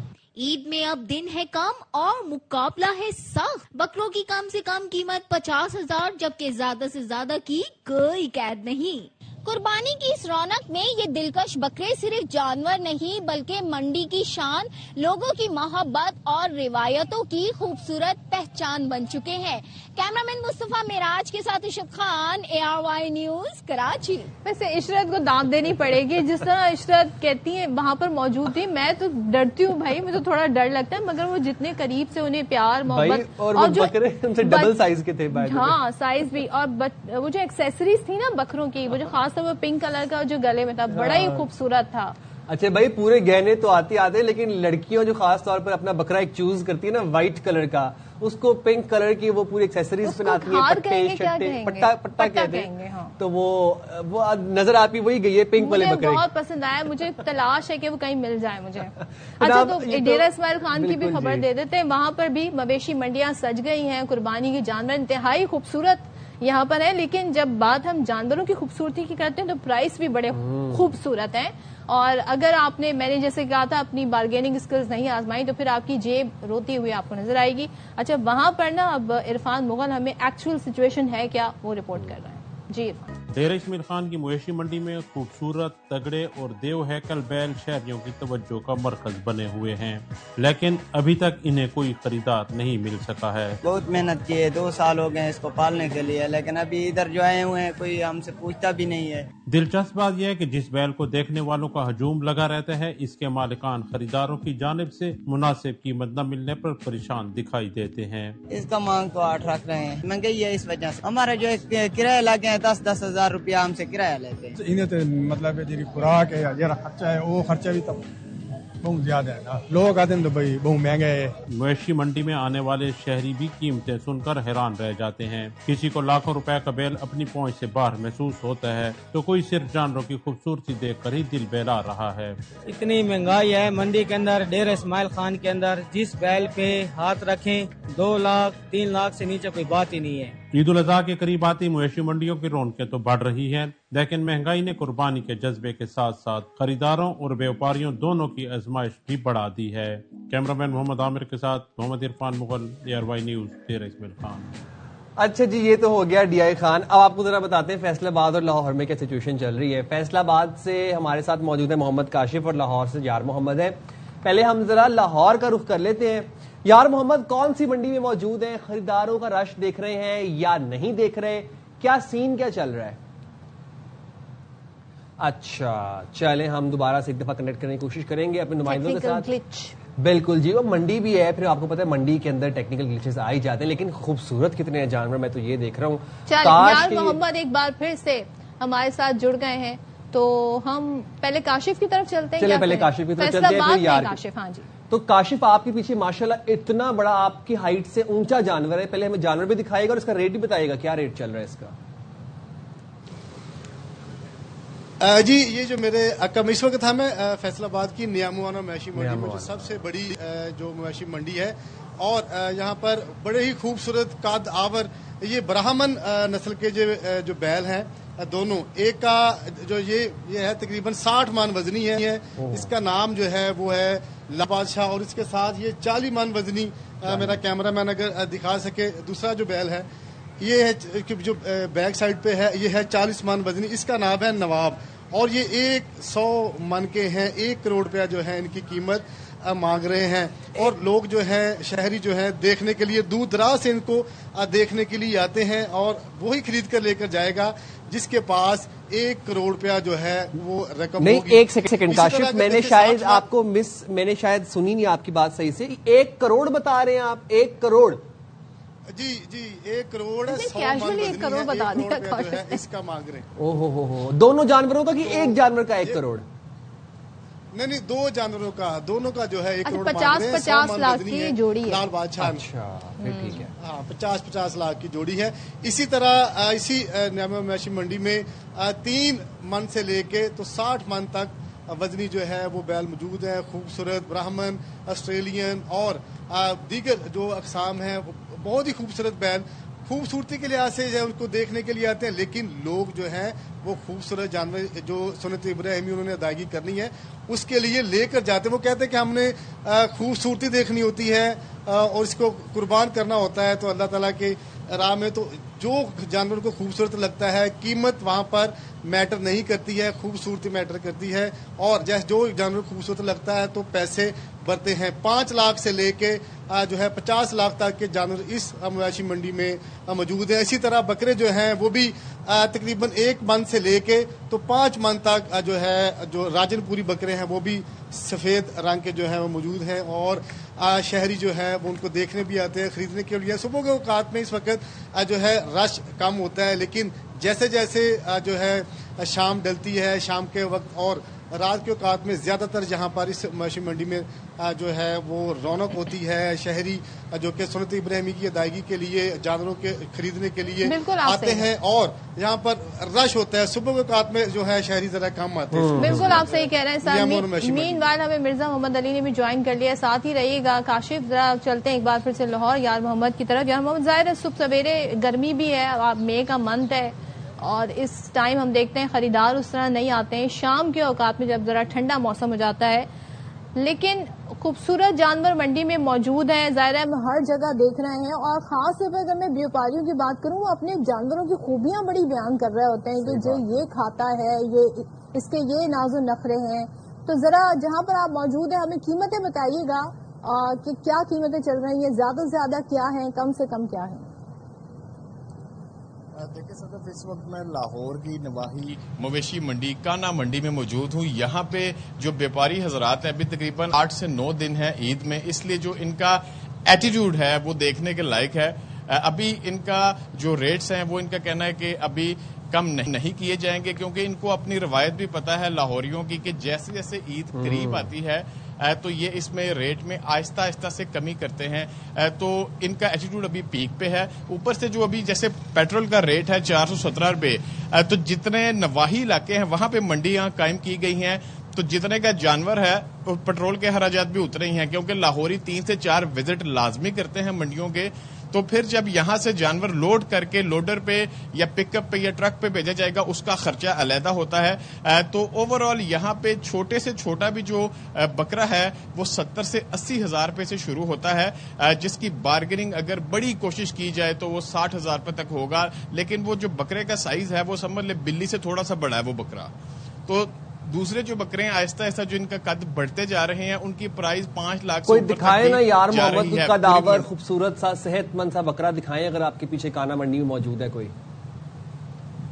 देखिए यहाँ पे जो इस एक कैंप के अंदर मैं मौजूद हूँ, यहाँ पे जो टेंट्स लगाए गए हैं, यहाँ पे एक ये ब्राउन कलर का बकरा है, इसकी जो वैल्यू यहाँ पे बताई जा रही है वो तकरीबन 2.5 लाख रुपए है। तो अगर बड़ी भी बार्गेनिंग करे, हाँ जी, ये जो ब्राउन कलर का बकरा आपको दिखाई दे रहा है, तो इसकी बड़ी भी अगर आप बार्गेनिंग करें तो जो मेरा अंदाजा और तजर्बा है, ये बड़ा भी हो तो 2 लाख तक इसको ये यहाँ पे जो खरीदार है उस तक उसको दे सकेंगे।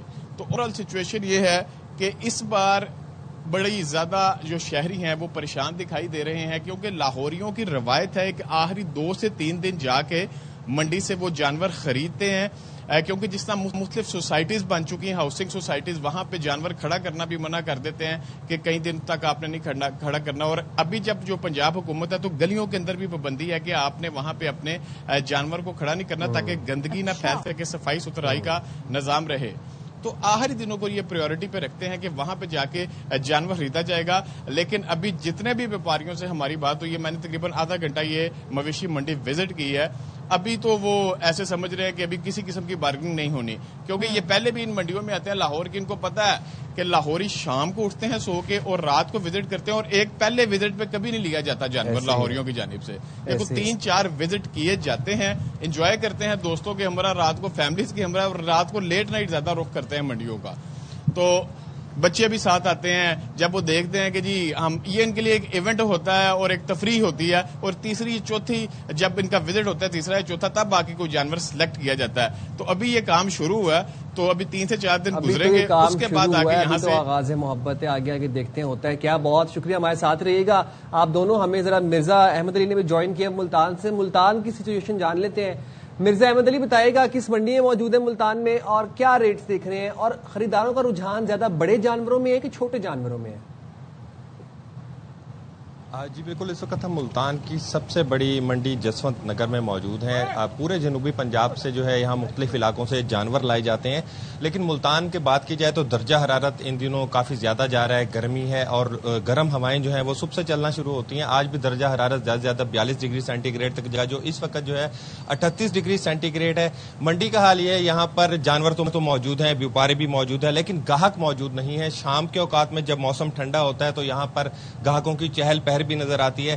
لیکن جو ہے گلا ہے، بیوپاریوں کو بھی گلا ہے کہ اس دفعہ جو ہے اخراجات بہت زیادہ ہیں، کرائے بہت زیادہ ہیں. گھاس جو ہے وہ 120 روپے من اور 100 روپے من ان کو مل رہا ہے. اس کے علاوہ دیگر اخراجات ہیں جو گزشتہ سال کی نسبت بہت زیادہ ہیں. ٹرانسپورٹیشن کا خرچہ بھی بہت زیادہ ہے. اسی حساب سے جو ہے جانوروں کی قیمتیں ہیں. آپ کو بتاؤں کہ یہاں جو بکرے کی بات کی جائے تو تقریباً 3000 روپے فی کلو کے حساب سے زندہ بکرے کی قیمت جو ہے وہ یہاں پر لگائی جا رہی ہے. جو چھوٹے سے چھوٹا بکرا بھی ہے جس میں سے 10 کلو 11 کلو گوشت نکلے گا، وہ بھی 35,000 سے 40,000 کا جو ہے وہ یہاں پر بتایا جا رہا ہے. اسی طرح اگر بڑے جانوروں کی بات کی جائے، یہاں پر بیل بھی ہیں، بڑے خوبصورت یہاں پر بیل ہیں، صحت مند جانور ہیں. وہ جو سب سے کم وزن یعنی کہ 3.5 من 4 من کا جو بیل ہے وہ 2.25 سے 2.5 لاکھ روپے میں یہاں پر فروخت کیا جا رہا ہے. اسی طرح اگر بڑے جانور کی بات کریں، ہم اونٹ کی بات کر لیتے ہیں تو اونٹ جو ہے 80,000 سے 1 لاکھ روپے فی من کے حساب سے اس کا ریٹ جو ہے یہاں پر دیا جا رہا ہے. اس وقت یہاں پر اکا دکا گاہک تو موجود ہیں، لیکن استطاعت نہیں ہے لوگوں میں فی الوقت لینے کی. دوسری جانب بیوپاری حضرات بھی تنگ ہیں کیونکہ ضلعی انتظامیہ کی جانب سے یہاں پر اس دفعہ بہت زیادہ سختی ہے. جانوروں کو یہاں ایک مخصوص احاطے کے علاوہ باہر ٹھہرنے کی اجازت نہیں دی جا رہی اور مسلسل جو ہے یہاں پر آپریشن کیا جاتا ہے. رات کو جو عارضی منڈی لگئی ہے فاطمہ جناح کالونی، وہاں پر زبردستی جو ہے وہ بیوپاریوں کو بھیجا جا رہا ہے، جس کی وجہ سے ان کے اخراجات میں بھی اضافہ ہو رہا ہے. یہاں اس وقت منڈی میں جانور تو ہیں اور جنوبی پنجاب کے دیگر علاقوں سے جانور آنے کا سلسلہ بھی جاری ہے. احمد علی کو ونڈو شاپنگ ہمیں بھی کروا دیں، تھوڑی سی تو جانور دکھا دیں. کس کس اقسام کے بیل آپ کے پیچھے موجود ہیں؟ جی کیمرہ مین آپ کو دکھا سکے تو یہاں پر بیل جو ہیں، ہم جس احاطے میں جس کیمپ میں موجود ہیں اس میں یہ بیل موجود ہیں. اس میں چولستانی نسل کے بھی ہیں، دیسی بھی ہیں، برہمن بھی ہیں یہاں پہ. لیکن جو ہے یہاں پر گاہک موجود نہیں ہے. اور یہاں پر ہر دفعہ آپ کو بتاتا چلوں کہ یہ منڈی جو ہے تقریباً 1.5 کلومیٹر طویل یہاں پر منڈی لگا کرتی تھی، لیکن گزشتہ رات ہونے والے آپریشن میں ان کو صرف ایک احاطے تک محدود کر دیا گیا ہے. باقی سارے جانور یہاں سے جو عارضی مویشی منڈی قائم کی گئی ہے وہاں پر ان کو جگہ دی جا رہی ہے، جس کی وجہ سے ان کو بہت زیادہ پریشانی بھی ہے، اخراجات بھی ڈبل ہو رہے ہیں اور اسی حساب سے جو پھر گاہکوں کے لیے جو ہے وہ قیمتیں بڑھتی جا رہی ہیں.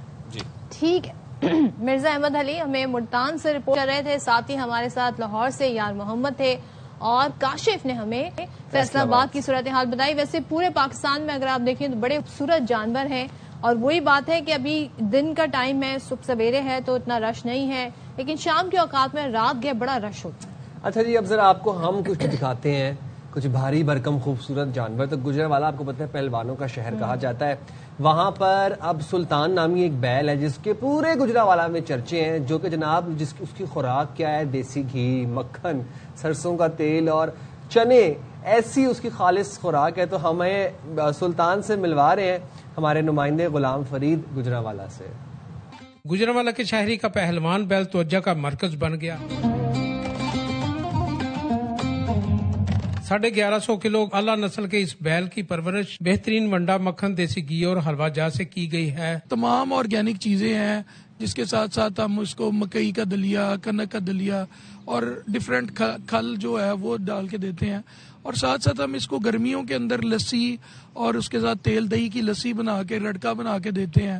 سلطان اپنی خوبصورتی، مضبوط جسم اور پرکشش قامت کی وجہ سے ہر دیکھنے والے کو متاثر کر رہا ہے، جبکہ اس کی چال اور طاقت بھی لوگوں کی توجہ کا مرکز بنی ہوئی ہے. میں ادھر گجرانوالہ میں آیا تھا گھومنے، جانور دیکھنے، ساری منڈیاں دیکھی ہیں، لیکن مجھے اس جیسا پیارا بڑا جانور کوئی نہیں ملا. ماشاءاللہ بہت پیارا جانور ہے.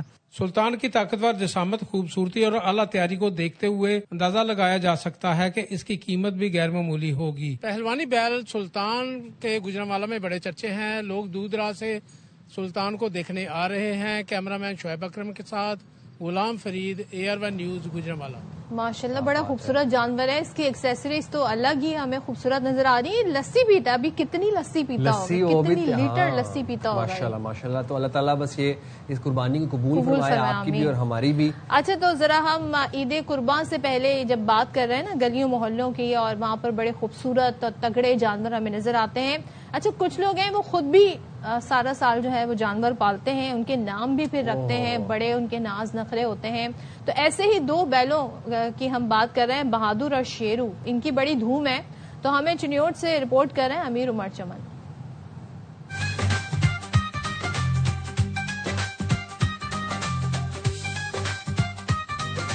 ईद कुर्बान नजदीक आ गई और चनियोट के लोग जो हैं वो जानवर ज्यादातर जो कुर्बान करते हैं वो घरों में पाले हुए अपने जो पाल पोस के बड़े करते हैं उन्हीं जानवरों की कुर्बानी करते हैं। ऐसे ही हम एक घर में मौजूद है, एक शहरी के साथ मौजूद है जिसने 2 जानवर पाले हुए हैं और एक का नाम जो 2 बैल है इसमें एक का नाम बहादुर और दूसरे का नाम शेरू रखा हुआ है। ये इनको हम लोग चारा और आयल वगैरह और वंडा वगैरह डालते हैं जिसके इसकी ग्रोथ बढ़ती है। पानी का इस्तेमाल रखते हैं गर्मी के मौसम में, और इस महंगाई के दौर में आपको पता है एक जानवर के ऊपर खर्चा बहुत ज़्यादा आ रहा है, लेकिन हमारी ज़्यादा कोशिश ये है कि इसको बेहतर से बेहतर अल्लाह की राह में सुन्नत इब्राहिमिया अदा करें। हाँ जी बिल्कुल, इनका यही कहना है कि इसको देसी खुराक खिलाई जाती है जिसमें चारा और वंडा खास तौर पर जो इनका अपना तैयार करता है वो खिलाते हैं। और ये जो आपके सामने हैं 8 फुट लंबे और 25-25 मन वजन, 6 फुट ऊंचे ये जो बैल है 2 शेरू और बहादुर, इनकी कुर्बानी इस दफा ये कर रहे हैं और हर साल की तरह ये जानवर अपना खुद ही पालते हैं। तो क्या बात है, खूबसूरत जानवर देखने को मिल रहे हैं और ये भी हमें ईद तक ये सिलसिला जारी रहेगा, हमें देखने को मिलते रहेंगे प्यारे प्यारे जानवर। लेकिन बस आप लोगों ने अब ख्याल ये करना है, एहतियात बरतनी है प्लीज़ जानवरों को। जब आप लोग सड़क के ऊपर वॉक करवा रहे होते हैं ना जानवरों को, तो पास से कोई तेज बाइक गुजरती है, गाड़ी गुजरती है, जानवर डर जाता है, डर के बिदकता है, फिर भागता है। तो प्लीज अंदर रहें, ग्राउंड्स में ले जाया करें, पार्क्स में ले जाया करें, मेन शाहराहों पर ना जानवर। अच्छा, आपने जानवर के बिदकने की और आप इतने हम ख्याल करने की बात कर रहे हैं, लेकिन कराची में तो भाई अनोखे ही वाकयात होते हैं। अब कराची का इलाका है न्यू कराची, यहाँ पर डाकुओं की फायरिंग के नतीजे में कुर्बानी के जानवर जख्मी हो गए। अब आप मुझे बताएं, कराची का एक बड़ा मसला है, हमने लातादाद मुतादिद वाकयात रिपोर्ट किए हैं। हवाई फायरिंग की वजह से कोई अपने घर में बैठा, कोई बच्चा बैल्कनी में बैठा, फायरिंग से जाँ बहक हो गया, जख्मी होकर हॉस्पिटल पहुंचा। अब इस फायरिंग के नतीजे में जानवर कुर्बानी के जख्मी हो गए। 4 जानवर जख्मी हुए, जबकि एक जानवर की हालत जो है वो ठीक नहीं है, तो उसकी तशवीशनाक हालत की वजह से फिर उसे ज़िबा करना पड़ा। अब देखिए, ये बेज़बान मासूम जानवर ये सुन्नत इब्राहिमी के लिए लाए गए हैं, कुछ दिन के मेहमान होते हैं हमारे लिए, लेकिन इस कदर लाकानूनियत और क्राइम कंट्रोल किया ही नहीं जा रहा कि अब कुर्बानी के जानवर भी क्राइम की जद में। अब हो क्या रहा था, गली में जी मुसल्ला मोटरसाइकिल सवार जो है वो मुल्जिमान से और शहरी जो मुल्जिमान है वो शहरियों से लूट मार कर रहे थे। अब इस लूट मार की कोशिश में उन्होंने बाकायदा फायर खोल दिए। यानी कराची में ये खतरा भी है कि कोई आपसे ना सिर्फ मोबाइल ही नहीं लेके जाएगा, अगर आप उससे थोड़ा रेजिस्ट करने की कोशिश करेंगे तो आपकी इसमें जान भी जा सकती है। तो यहाँ पर हम कहते हैं कि कोई अगर मोबाइल छीनना है तो खुदारा आप उसको दे दें, अपनी जान बचा लें, क्योंकि यहाँ इस तरह के हालात होते हैं। आप देखें इस फायरिंग के नतीजे में जानवर 2 हफ्ते पहले हम ये खबर रिपोर्ट कर रहे थे कि वो 19 लाख मालियत के पता नहीं कितने 20, 21, 22 बकरे वो पिकअप में डाल के ले गए। अच्छा, अब इस स्टोरी का आगे का हिस्सा भी ये है कि इसके जब डाकुओं ने फायरिंग की तो फिर शहरियों ने भी डाकुओं को देखते ही उन पर फायरिंग कर दी। तो यानी दोनों जानिब से ये फायरिंग हुई। इस पर मुल्जिमान ने भी अंधाधुंध फायरिंग शुरू कर दी और फायरिंग के तबादला ये हुआ गली के अंदर। सोचें, इस यहाँ पर कुर्बानी के जानवर मौजूद थे, इन्हें गोलियां लगी। अब पुलिस का ये कहना है कि अब मुल्जिमान जो है वो फरार हो गए। अब फरार हो गए तो क्या कह सकते हैं, कुर्बानी के जानवर का तो कोई कसूर नहीं है ना। बड़ी अफसोसनाक और ये अनफॉर्चुनेट खबर है। मेरे पास एक और अपडेट भी है और वो ये है कि इसराइल की जानिब से ग्लोबल स्मूथ फ्लोटिला पर हमला। पाकिस्तान, तुर्की, बांग्लादेश, ब्राजील, स्पेन के वज़राए ख़ारजा की स्मूथ फ्लोटिला पर हमले की मजम्मत और ग्लोबल स्मूथ फ्लोटिला पर हमले की इंडोनेशिया, उर्दन, लीबिया और मालदीव के वज़राए ख़ारजा की शदीद मजम्मत आई है।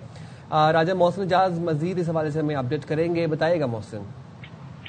देखिए, Pakistan, Türkiye, Bangladesh, Brazil, Colombia, Indonesia, उर्दन, Libya, Maldives और स्पेन के वज़राए ख़ारजा ने अपने मुश्तरका बयान में इसराइल की जानिब से इन हमलों की शदीद मजम्मत की है और इसराइल की जानिब से बैनुल-अक़वामी समुद्री हुदूद में इस कार्रवाई पर गहरी तशवीश का इजहार किया गया है और ये कहा गया है कि शहरी जहाज़ों اور انسانی حقوق کے کارکنوں کو نشانہ بنانا بین الاقوامی قانون اور انسانی قوانین کی کھلی خلاف ورزی ہیں۔ اس مشترکہ بیان میں شرکاء کی سلامتی اور سیکیورٹی پر شدید خدشات اور زیر حراست کارکنوں کی فوری رہائی کا بھی مطالبہ کیا گیا ہے، اور ساتھ ساتھ ان کارکنوں کے حقوق اور وقار کے مکمل احترام پر بھی زور دیا گیا ہے۔ اس مشترکہ بیان میں یہ بھی کہا گیا ہے کہ پرامن انسانی مشنز پر حملے بین الاقوامی قوانین اور آزادی جہاز رانی کی مسلسل خلاف ورزی ہیں۔ عالمی برادری سے قانونی اور اخلاقی ذمہ داریاں پوری کرنے اور شہریوں اور انسانی مشنز کے تحفظ کو یقینی بنانے کا بھی مطالبہ کیا گیا ہے، اور خلاف ورزیوں پر اسرائیلی احتساب اور استثناء کے خاتمے کے لیے ٹھوس اقدامات کی بھی اپیل کی گئی ہے۔ ٹھیک ہے، بہت شکریہ محسن اعجاز۔ ایک اور اپڈیٹ آپ کے ساتھ شیئر کر لیتے ہیں۔ سٹی کورٹ میں ملزمہ انمول اور پنکی کی پیشی سے متعلق سماعت۔ عدالت نے مقدمات میں ملزمہ انمول کو جوڈیشل کمپلیکس میں پیش کرنے کی اجازت دے دی ہے۔ عدالت نے ملزمہ کو جوڈیشل میجسٹریٹ جوڈیشل کمپلیکس میں پیش کرنے کا حکم دیا، اور تفتیشی افسران نے ڈسٹرکٹ اینڈ سیشن جج جنوبی کو پنجاب جنوبی کی عدالت سے اجازت بھی طلب کی تھی۔ تو فاروق سمیع ہمارے ساتھ ہیں، مزید ڈیٹیل بتائیں گے، بتائیے گا۔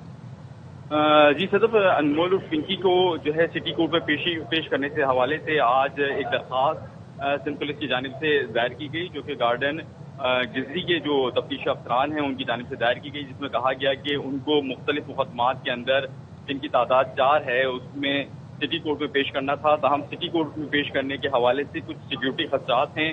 انمول اور پنکی بین الصوبائی منشیات فروش ہیں اور خدشہ ہے کہ ان کو کوئی نقصان پہنچا سکتا ہے، لہٰذا جوڈیشل کمپلیکس میں ملزمہ کو پیش کرنے کی جو ہے وہ اجازت دی جائیں، اور جو فاضل جج اور اسٹاف ہیں ان کو یہ ہدایت کی جائے کہ وہ یہ کیس کی سماعت جوڈیشل کمپلیکس میں جا کے کر لیں۔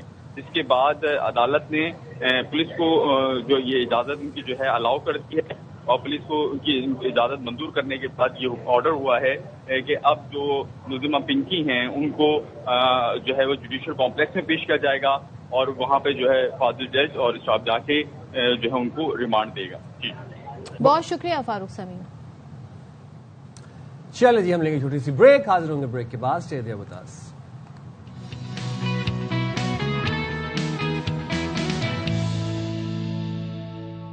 ویلکم بیک جناب، اور ابھی ہم بریک میں یہ ڈسکس کر رہے تھے کہ کون سی بیماری ایسی ہے جو ہمارے ملک میں تیزی سے نہیں پھیل رہی۔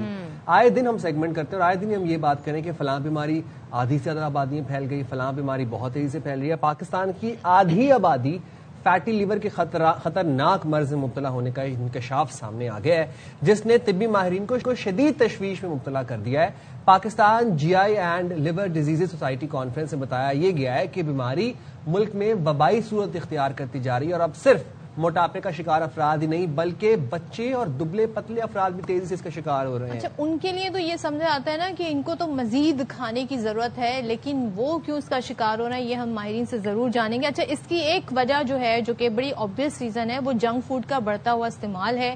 پھر ہمارا جو لائف سٹائل ہے، پہلے بچے جب موبائل فونز نہیں ہوا کرتے تھے تو باہر جاتے تھے، آؤٹ ڈور گیمنگز بہت ہوتی تھی، کھیلتے تھے، کودتے تھے۔ اب یہ طرز زندگی بہت محدود ہو گئی، سیڈنٹری لائف سٹائل ہو گیا ہے۔ اب یہ اس کی بڑی وجوہات ہیں۔ اب خبردار یہ کیا گیا ہے کہ اگر ٹائملی اس کو ڈائگنوز نہیں کیا گیا اور علاج نہیں کیا گیا تو پھر یہ مرض جگر کے سکڑنے، جگر فیل ہونے اور جگر کے کینسر تک لے جا سکتا ہے۔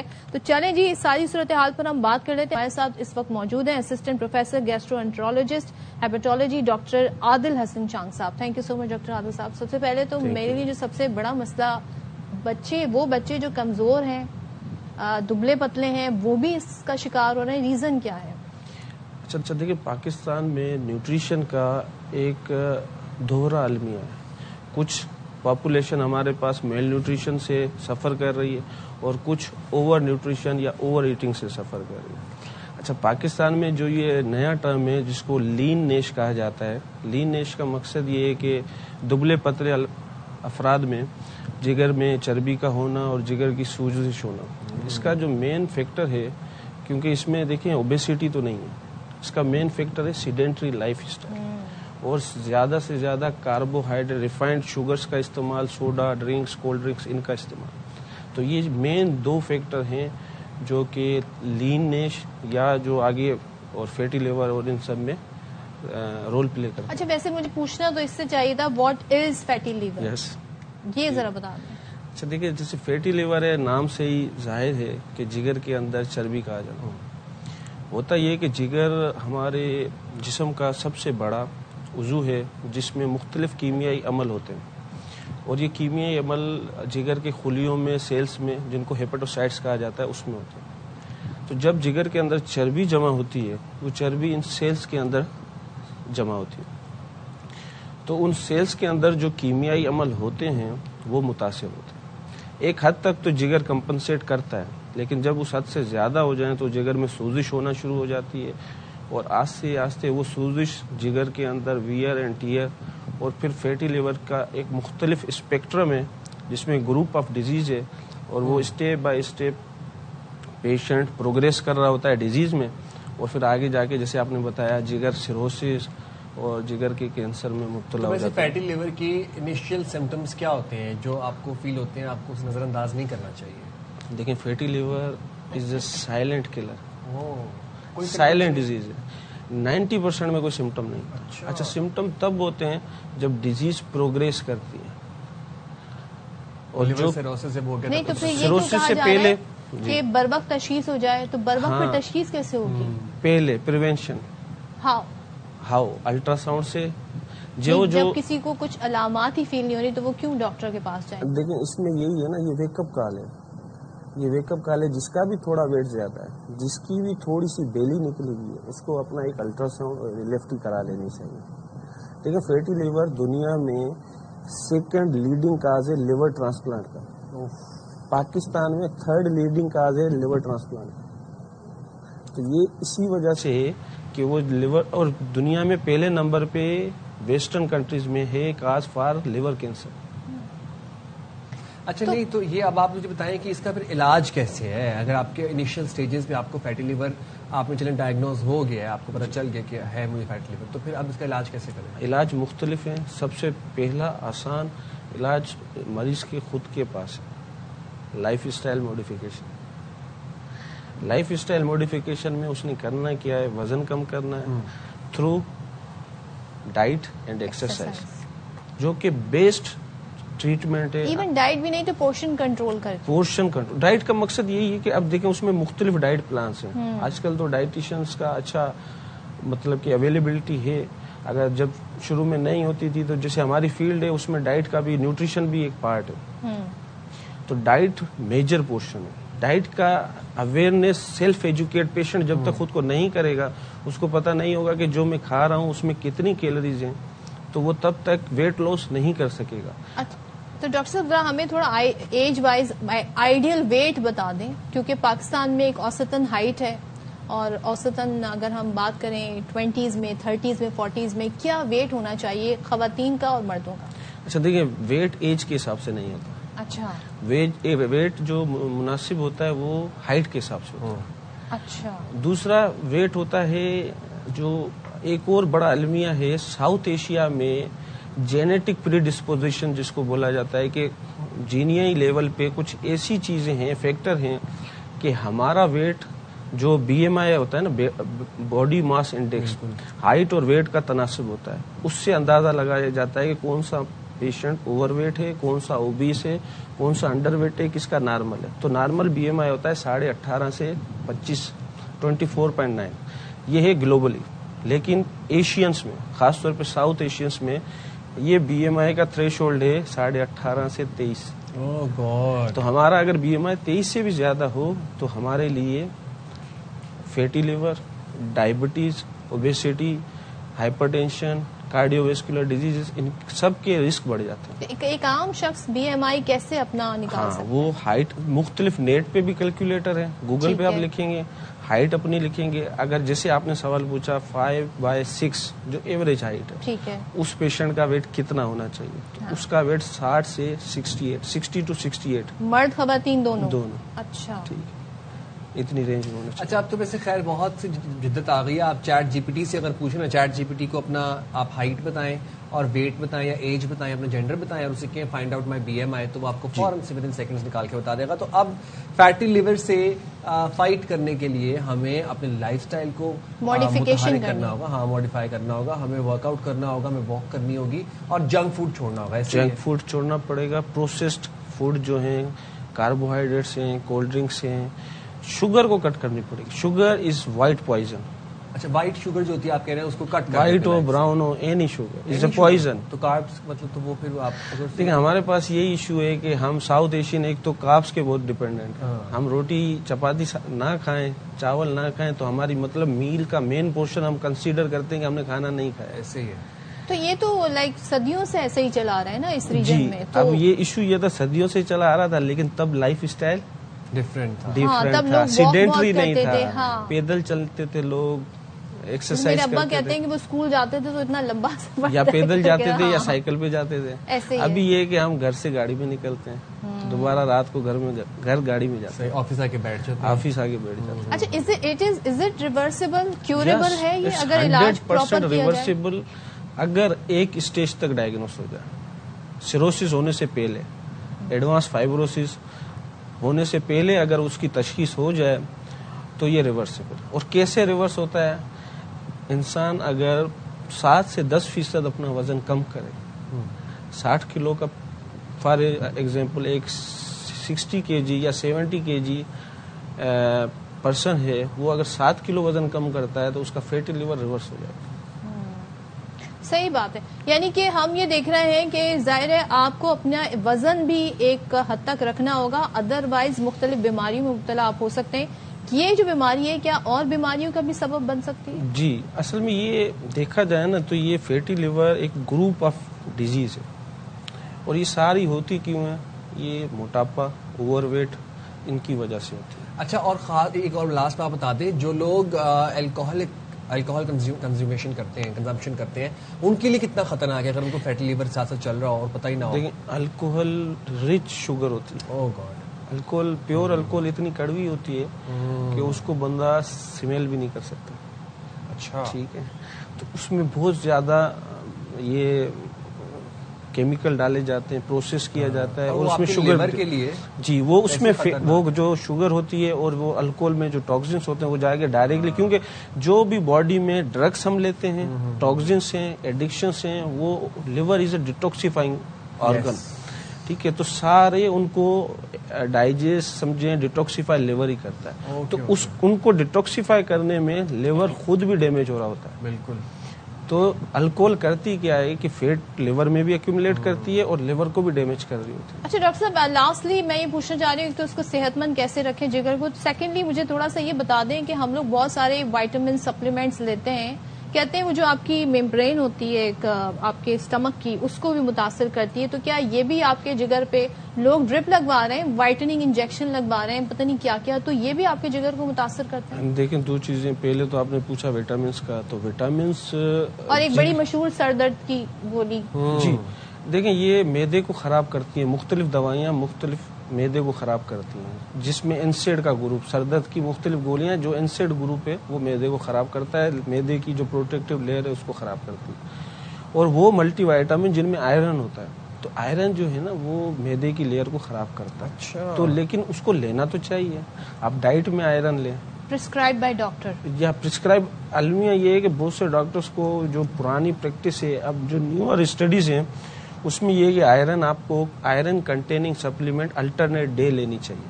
Okay, not daily. Not daily, بہت سے لوگ تو ٹوائس اے ڈے دے رہے ہوتے ہیں. تو اس کو وہ جی آئی ایپسائڈ کے ساتھ پھر ہمارے پاس آ رہے ہوتے ہیں گیسٹرونٹرولوجسٹ کے پاس.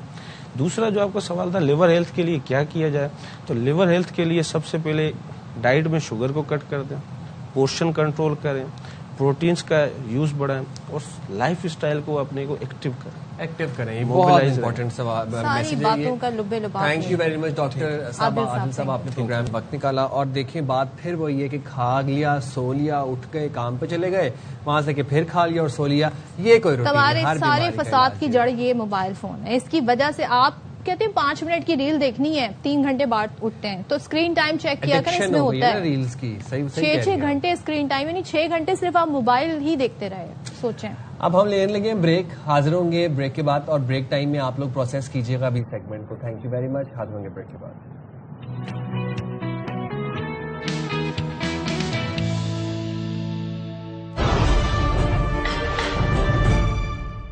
ویسے ڈونلڈ ٹرمپ صاحب چائنا کے دورے کے بعد سے آ کے اب کیا بات ہے، وہ حدت وہ شدت، لیکن ان کا ایک بیان بڑا خطرناک سا آیا تھا. انہوں نے کہا تھا جی میں نے ایک ٹائم ڈیسائیڈ کر لیا تھا ایران پر اٹیک کا، لیکن سعودیہ، قطر اور یو اے ای کی درخواست پر ایران پر جو طے شدہ حملہ تھا نا اس کو میں نے روک دیا ہے. اب انہوں نے اب یہ خبر جو ہے کسی صحافی نے ایکچولی ڈیکوڈ کی، اس نے بریک کی، اس نے بتایا کہ ایکچولی میں ہوا یہ ہے کہ یہ جو کنٹریز ہیں نا جی سی سی، یہ کہہ رہی ہیں کہ اگر آپ نے حملہ کیا نا تو پھر اس کے ریپرکشن ہم پر آئیں گے. کیونکہ آبویسلی ریپرکشنز تو آتے ہیں ان کے اوپر ہی. ڈونلڈ ٹرمپ نے فائنلی سن لی ان کی، پہلے بھی آ رہے تھے. یہ Donald Trump and his war rhetoric یہ پتہ نہیں کب تھمے گا، یہ ہمیں بھی اس چیز کا انتظار ہے. بٹ ایران طویل مدت کے لیے ایٹمی پروگرام روکنے پر راضی ہو گیا ہے. اب ایران نے اپنی ایک ایڈٹ شدہ مسودہ دوبارہ سے بھیجا ہے پاکستانی ثالثوں کے ہاتھ، اور اس میں اب 2-4 باتیں ہیں جو ایڈٹ ہوئی ہیں. وہ یہ عربیہ نیوز کی جانب سے دعویٰ کیا گیا، عربیہ نیوز کی رپورٹ آئی ہے. اب وہ باتیں یہ ہیں کہ ایران طویل مدت کے لیے ایٹمی پروگرام روکنے پر راضی ہو گیا ہے. وہ ایٹمی جو ان کا سارا انفراسٹرکچر تھا اس کو ختم نہیں کریں گے، اس کو منجمد کر دیں گے for a very long period of time.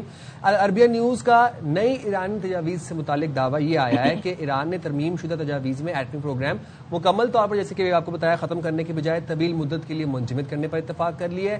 Secondly یہ کہ افزودہ یورینیم امریکہ کے بجائے روس منتقل کرنے کی مشروط پیشکش کی گئی ہے. اچھا اب ذرا بات آ جاتے ہیں، ایک اور جو شرط تھی وہ تھی جنگی نقصانات کا معاوضہ. اس معاوضے کے مطالبے کے بجائے اب ایران کی توجہ ہے کہ ہمیں اقتصادی مراعات حاصل ہونی چاہیے، یعنی کہ ہمیں نئے وینیوز اب دیے جائیں. تجارتی ٹریڈ کے حوالے سے انہوں نے بات کی. ایرانی میڈیا کہتا ہے جی تہران نے 14 نکاتی تجاویز پاکستانی ثالثوں کے حوالے کی، اور آپ کو پتا ہے محسن نقوی صاحب ایران کے دورے پر بھی ہیں. سو ایرانی تجویز میں پابندیاں ختم، کشیدگی کم کرنے کے نکات شامل ہیں. آبنائے حرمت سے متعلق فریم ورک بھی ایرانی تجویز کا حصہ ہے. دوسری جانب امریکہ نے ایرانی تیل پر اب عائد پابندی اٹھانے پر آمادگی ظاہر کر دی. تو بڑی گڈی نیوز ہے. اور نئی امن تجاویز کے مطابق امریکہ مذاکرات جاری رہنے تک ایرانی تیل پر عائد پابندیوں سے عارضی طور پر دستبردار ہوگا. ایرانی عہدیدار کے مطابق امریکہ نے جوہری پروگرام کی حدود سمیت مذاکرات میں کچھ چیزوں پر لچک دکھائی ہے. تو لچک تو دکھائی جا رہی ہے امریکہ کی جانب سے، ایران کی جانب سے. تو بات کر لیتے ہیں، سابق سفیر ڈاکٹر جمیل احمد خان ہمارے ساتھ موجود ہیں. Thank you so much doctor Jamil صاحب. اب ہم نے سارا ایک پورا آپ کے سامنے مدعا رکھ دیا ہے. کیا اب یہ سمجھا جائے کہ ایک معاہدے کی طرف یہ بڑی اہم پیش رفت ہے، بیکاز دونوں طرف سے لگ رہا ہے کہ لچک کا مظاہرہ کیا گیا ہے. چلیں ایک نئی سوچ اور ایک صحت افزا صبح کے ساتھ صبح بخیر. اور بالکل یہ ہر ایک کے ذہن پر یہ ایک اسٹریس شامل ہے کہ کیا ہونے والا ہے، اور اسی کے لیے تمام کی تمام گفتگو ہو رہی ہے، ہر جگہ گفتگو ہو رہی ہے. تو اس کا اعادہ کر لیتی ہے کہ ہر مرتبہ جب ایکسچینج ہوتا ہے اور پاکستان اس میں سر فہرست ہوتا ہے ایکسچینج کرانے میں یہ 14 پوائنٹس اور 15 پوائنٹس کا، تو اس دفعہ مزید ایران نے ایک لچک دکھلائی ہے اور کہا کہ ٹھیک ہے ہم منجمد کر دیتے ہیں. وہ اب ان کی ڈیمانڈ 20 سال کی ہے کہ 20 سال تک آپ گارنٹی دے دیں کہ آپ اس کو اپنی افزودگی نہیں کریں گے. تو یہاں اگر ایران یہاں تک پہنچ گیا ہے تو یقیناً لچک ایران نے دکھلائی ہے. اور ایران نے باقی جو اپنے پوائنٹس تھے، آپ نے اپنے انٹرو میں بھی بتایا کہ وہ وار کی کمپنسیشن، ریپریشن، وہ اس کو کہتے ہیں کہ ہمیں دے، لیکن اس پر بھی اگر وہ لچک دکھلا رہے ہیں. دراصل ہے کیا، ایران کے لیے یہی کافی ہے کہ اگر اس کے بلاکٹ ختم ہو جائیں اور ساتھ ساتھ اس پر سے یہ جنگ کا جو خوف ایک ہمیشہ، اور جنگ کی جو ایک ہمیشہ دھڑکا ہے وہ ختم ہو جائے، کیونکہ وہ اپنی پروگریس کی طرف جائے. کیونکہ ایران کو نقصان تو کافی ہوا ہے بقول ڈونلڈ ٹرمپ 20 سال کا، لیکن اگر 20 سال نہیں 5 سال بھی تو نقصان بہت ہوتا ہے. 1 لاکھ کے قریب بلڈنگیں ان کی تباہ ہوئی ہیں، اسی طرح تقریباً 4,500 کے قریب لوگ شہید. تو اور تمام ان کے جو لیڈران ہیں اور باقی تنظیمات ہیں وہ ساری، تو ایران بھی چاہے گا کہ کچھ سائی آف ریلیف. لیکن ایران کا ایک مسئلہ، اور ظاہر ہے ایک اچھی قوم کا، باوقار قوم کا مسئلہ تو یہ رہتا ہے، وہ کہتے ہیں کہ جی ایران کا انٹرسٹ تو ہم پروٹیکٹ کریں گے، آخری دم تک کریں گے. اور ایران کا انٹرسٹ کیا ہے کہ آپ ہمیں یہ نہ کہیں کہ آپ ہمیشہ کے لیے بالکل نیوکلیر اپنا ختم نہیں کر دیں. منجمد کے لیے انہوں نے کیا، منجمد کی بات ہو گئی. اسٹیٹ آف ہرمز اگر کھلنا ہے تو دونوں طرف سے کھلنا ہے، ایک طرف سے تو نہیں کھلنا ہے. اور پھر ایران چاہتا ہے کہ ہمیں گارنٹی دی جائے، اور وہ گارنٹی میں ظاہر ہے کہ اگر وہ گارنٹی اصل مطلب تو گارنٹی امریکہ کے آگے کوئی اتنی معنی نہیں رکھتی، لیکن اگر روس اور چائنا اس میں انڈورس کر دے اس کو اور سیکورٹی کاؤنسل سے انڈورس ہو جائے، کیونکہ اصل گارنٹی تو اگر کانگریس میں یہ ریزولوشن موو ہو اور کانگریس اس کو اپروو کرے، جو کہ مشکل نظر آتا ہے، تو لہٰذا کم از کم چین اور روس کا طرف سے ہو جائے۔ یہی کافی ہے کہ اب کھل کر بتا دیا گیا ہے کہ روس کی طرف سے روس کو ہم دے سکتے ہیں اپنے افزودہ مٹیریل، یہی سب سے بڑا بون آف کنٹینشن تھا۔ آخری بیان میں بھی ڈونلڈ ٹرمپ نے فرمایا تھا کہ ہمیں یہ افزودہ مٹیریل یہ امریکہ کے حوالے کریں، اور جب چین گئے تھے تو انہوں نے کہا کہ امریکہ یا چین کی یہ کیپیبلٹی ہے کہ وہ کر سکتا ہے۔ جمیل صاحب ایک چیز آپ کو کمنٹ جاننا چاہوں گا، ذرا ہمیں یہ بھی بتا دیجیے گا کہ دو باتیں نا، ایک تو ایران نے کے جو فروزن ایسٹس تھے اس میں سے 25% ریلیز کیے جائیں گے یا 25% کو فریز کر کے باقی ریلیز کیے جائیں گے، ایک تو یہ کلیئرٹی دے دیں۔ سیکنڈلی جب ایران یہ بات کرتا ہے کہ اقتصادی مراد سے وہ اپنا جنگی نقصان پورا کرے گا، اس کا کیا مطلب ہے؟ نہیں، اگر ان کے اوپر سینکشن ہٹا دیا جائے تو ایران کی اکانومی تو کافی بڑی رہی ہے نا ہمیشہ۔ دیکھیے سینکشن ہی اصل مسئلہ ان کا ہے، کیونکہ 90 بلین کا تو ان کا تیل کا ایکسپورٹ ہے جو کہ وہ بڑی کم قیمت پہ بیچتے ہیں جب ان پر سینکشن ہوتا ہے۔ دوسرا ان کی مصنوعات 20% ان کی انڈسٹریل کیپیسٹی جو ہے، ان کی آمدن 20% تو ان کی انڈسٹریل کیپیسٹی سے آتی ہے، تو وہ ان کو اگر وہ سینکشن ختم کر دیا جائے اور ان کے جو فائنینشیل سسٹم میں جو ان کو ہٹایا گیا ہے، پابندی لگائی گئی ہے۔ کل کی تو بات ہے کہ کل ان کے ٹریجری منسٹر نے، ٹریجری سیکرٹری نے بیان دیا ہے کہ میں G7 امریکہ کے ٹریجری سیکرٹری نے کہ G7 کنٹریز کے فائنانس منسٹر سے میں میٹنگ کر کے ان کو بتاتا ہوں کہ ایران پر اور سینکشن جو ہے اس پر مزید سخت اس پہ پابندی کی جائے جو ہم نے لگائی ہوئی ہے۔ تو یہ جب تک کہ معاملہ اونٹ کسی کروٹ نہیں بیٹھے گا، یہ معاملہ اسی طرح پینگ پانگ بال کی طرح چلتا رہے گا۔ اس کا جو اس وقت تک کے حالات و واقعات ہیں، اس سے زیادہ ایران کا لچک دکھلانا مشکل ہے، اور کیونکہ اسرائیل پیچھے پڑا ہوا ہے ڈونلڈ ٹرمپ اور ان کی ٹیم کے اور امریکہ کے، تو اسرائیل جو ہے وہ یہ چاہتا ہے کہ کسی طریقے سے دوبارہ حملہ ہو جائے ایران پر، اور اسرائیل نہیں دیکھنا چاہتا کہ خطے میں کوئی بھی ریزسٹنس اس کے لیے باقی رہے، کوئی بھی ملک ایسا ہو جو کہ اسرائیل کو آنکھیں دکھلا سکے اور اسرائیل کی جو وہ بکھرا ہوا ایک ریچ ہے اس کو کسی طرح روکنے کے قابل ہو۔ ڈاکٹر جمیل صاحب، جو آپ نے اسرائیل کی بات کری لی ہے، تو ظاہر ابھی کسی نے نام تو مینشن نہیں کیا، لیکن یو اے اور سعودیہ پر ڈرون اٹیک ہوتے ہیں۔ سعودیہ نے تو نام نہیں لیا، لیکن عراق کا نام لیا گیا غالباً یو اے کی جانب سے۔ تو اب عراق جو ہے وہ کہتا ہے جی ہم نے تو ایسے نہیں کیا، اس کی تحقیقات بھی عراق نے شروع کر دی ہیں، اور ایرانی وزیر خارجہ عباس عراقچی نے سعودی ہم منصب سے پھر ٹیلی فون پر رابطہ بھی کیا اور بتایا کہ جی یہ تو ہماری طرف سے بھی نہیں ہے۔ تو یہ جہاں کیا ایسا یہ محض اتفاق ہے کہ جب جب نکات جو ہیں وہ بڑا فلیکسیبل نظر آتے ہیں، ایسا لگتا ہے کہ کوئی پیش رفت ہو رہی ہے، کسی معاہدے کی طرف بڑھ رہے ہیں، ایک اسپوائلر کے طور پہ یہ چیزیں سامنے آتی ہیں، اور کس جانب سے اٹیک ہوا ابھی تک یہ ثابت نہیں ہو رہا۔ تو آپ کو لگتا ہے یہاں پر اسرائیل کی گیم ہے یہ ساری، جو کہ ابھی اسرائیل کی گیم کو تو بالکل سب سے زیادہ ذہن تو اسی طرف جاتا ہے، کیونکہ عراق میں اسرائیل نے اپنے خفیہ اڈے بنا رکھے ہیں۔ عراق میں یہ تو خیر منظر عام پر بات آ چکی ہے، اور عراق اتنا بڑا ڈیزرٹ ہے، اتنی وہ ہے کہ وہ کہیں سے بھی اگر ایک ڈرون داغ دیتے ہیں تو اس پہ الزام لگاتے ہیں ایران پر۔ آپ کو یاد ہوگا کہ کویت میں بھی جب ان کے ریفائنری پر حملہ کیا تو ایران نے کہا کہ نہیں ہم نے یہ نہیں کیا ہے۔ سعودی عرب میں 2 دفعہ ان کی ریفائنری پر شروع میں جب وار چھڑی تھی 28 فروری کو، تو اس وقت بھی یہی بات ہوئی تھی کہ اسپوائلر بار بار جہاں دیکھتا تھا کہ تھوڑی مدم ہو رہی ہے بات، وہاں کوئی نہ کوئی حرکت ایسی شروع ہو جاتی تھی، اور وہ کیوں کر رہا تھا اس وقت، کیوں ہو رہا تھا، اور اب یہ دوبارہ کیوں ہوا ہے۔ اسرائیل کی طرف ہی بالکل یہ ساری اشارے اس طرف جاتے ہیں، وہ اس لیے کہ اسرائیل کا منشا اور مرضی یہی تھی، اور یہ بات منظر عام پر ہے، یہ اویلیبل ہے لٹریچر میں، کہ وہ چاہتا تھا کہ سارے کے سارے عرب کنٹریز خلیج ممالک یہ مل کے چڑھائی کر دیں ایران پر، جو کہ پاکستان کی بھی اس میں ایفرٹ شامل ہے، اور دانائی ہے تمام گلف کنٹریز کی کہ انہوں نے وہ نقصان برداشت کیا، کیونکہ اگر جواب دیتے تو اس کا نقصان اس سے زیادہ ہونا تھا بنسبت اس پہ کہ برداشت کے، تو برداشت جمیل صاحب آپ کی اجازت سے میں یہ بھی ایڈ کر دوں کہ اس میں پاکستان کا ایک بڑا خاص اور اہم کردار تھا کہ پاکستان نے GCC ممالک کو ریٹیلیٹ کرنے سے روکا اور ان کو سمجھایا میچورلی ہینڈل کے سچویشن کو بھی۔ Thank you very much doctor Jamil صاحب، آپ نے صبح سویرے ہمارے پروگرام کے لیے وقت نکالا۔ میرے پاس ایک اپڈیٹ ہے، ذرا وہ بھی آپ سے شیئر کر دیں۔ انمول عرف پنکی کی سماعت ہوئی ہے اور پولیس نے صحافیوں کا داخلہ بند کر دیا، افسران کی سخت ہدایت ہے کوئی صحافی اندر داخل نہیں ہوگا۔ فاروق سمیع اس حوالے سے اپڈیٹ کریں گے، فاروق بتائے گا۔ ہاں بالکل ایسے ہی ہوا ہے کہ ناراضی کا باغ بجے کی بات تھی، صحافیوں کے داخلے پہ ہی پابندی لگا دیں۔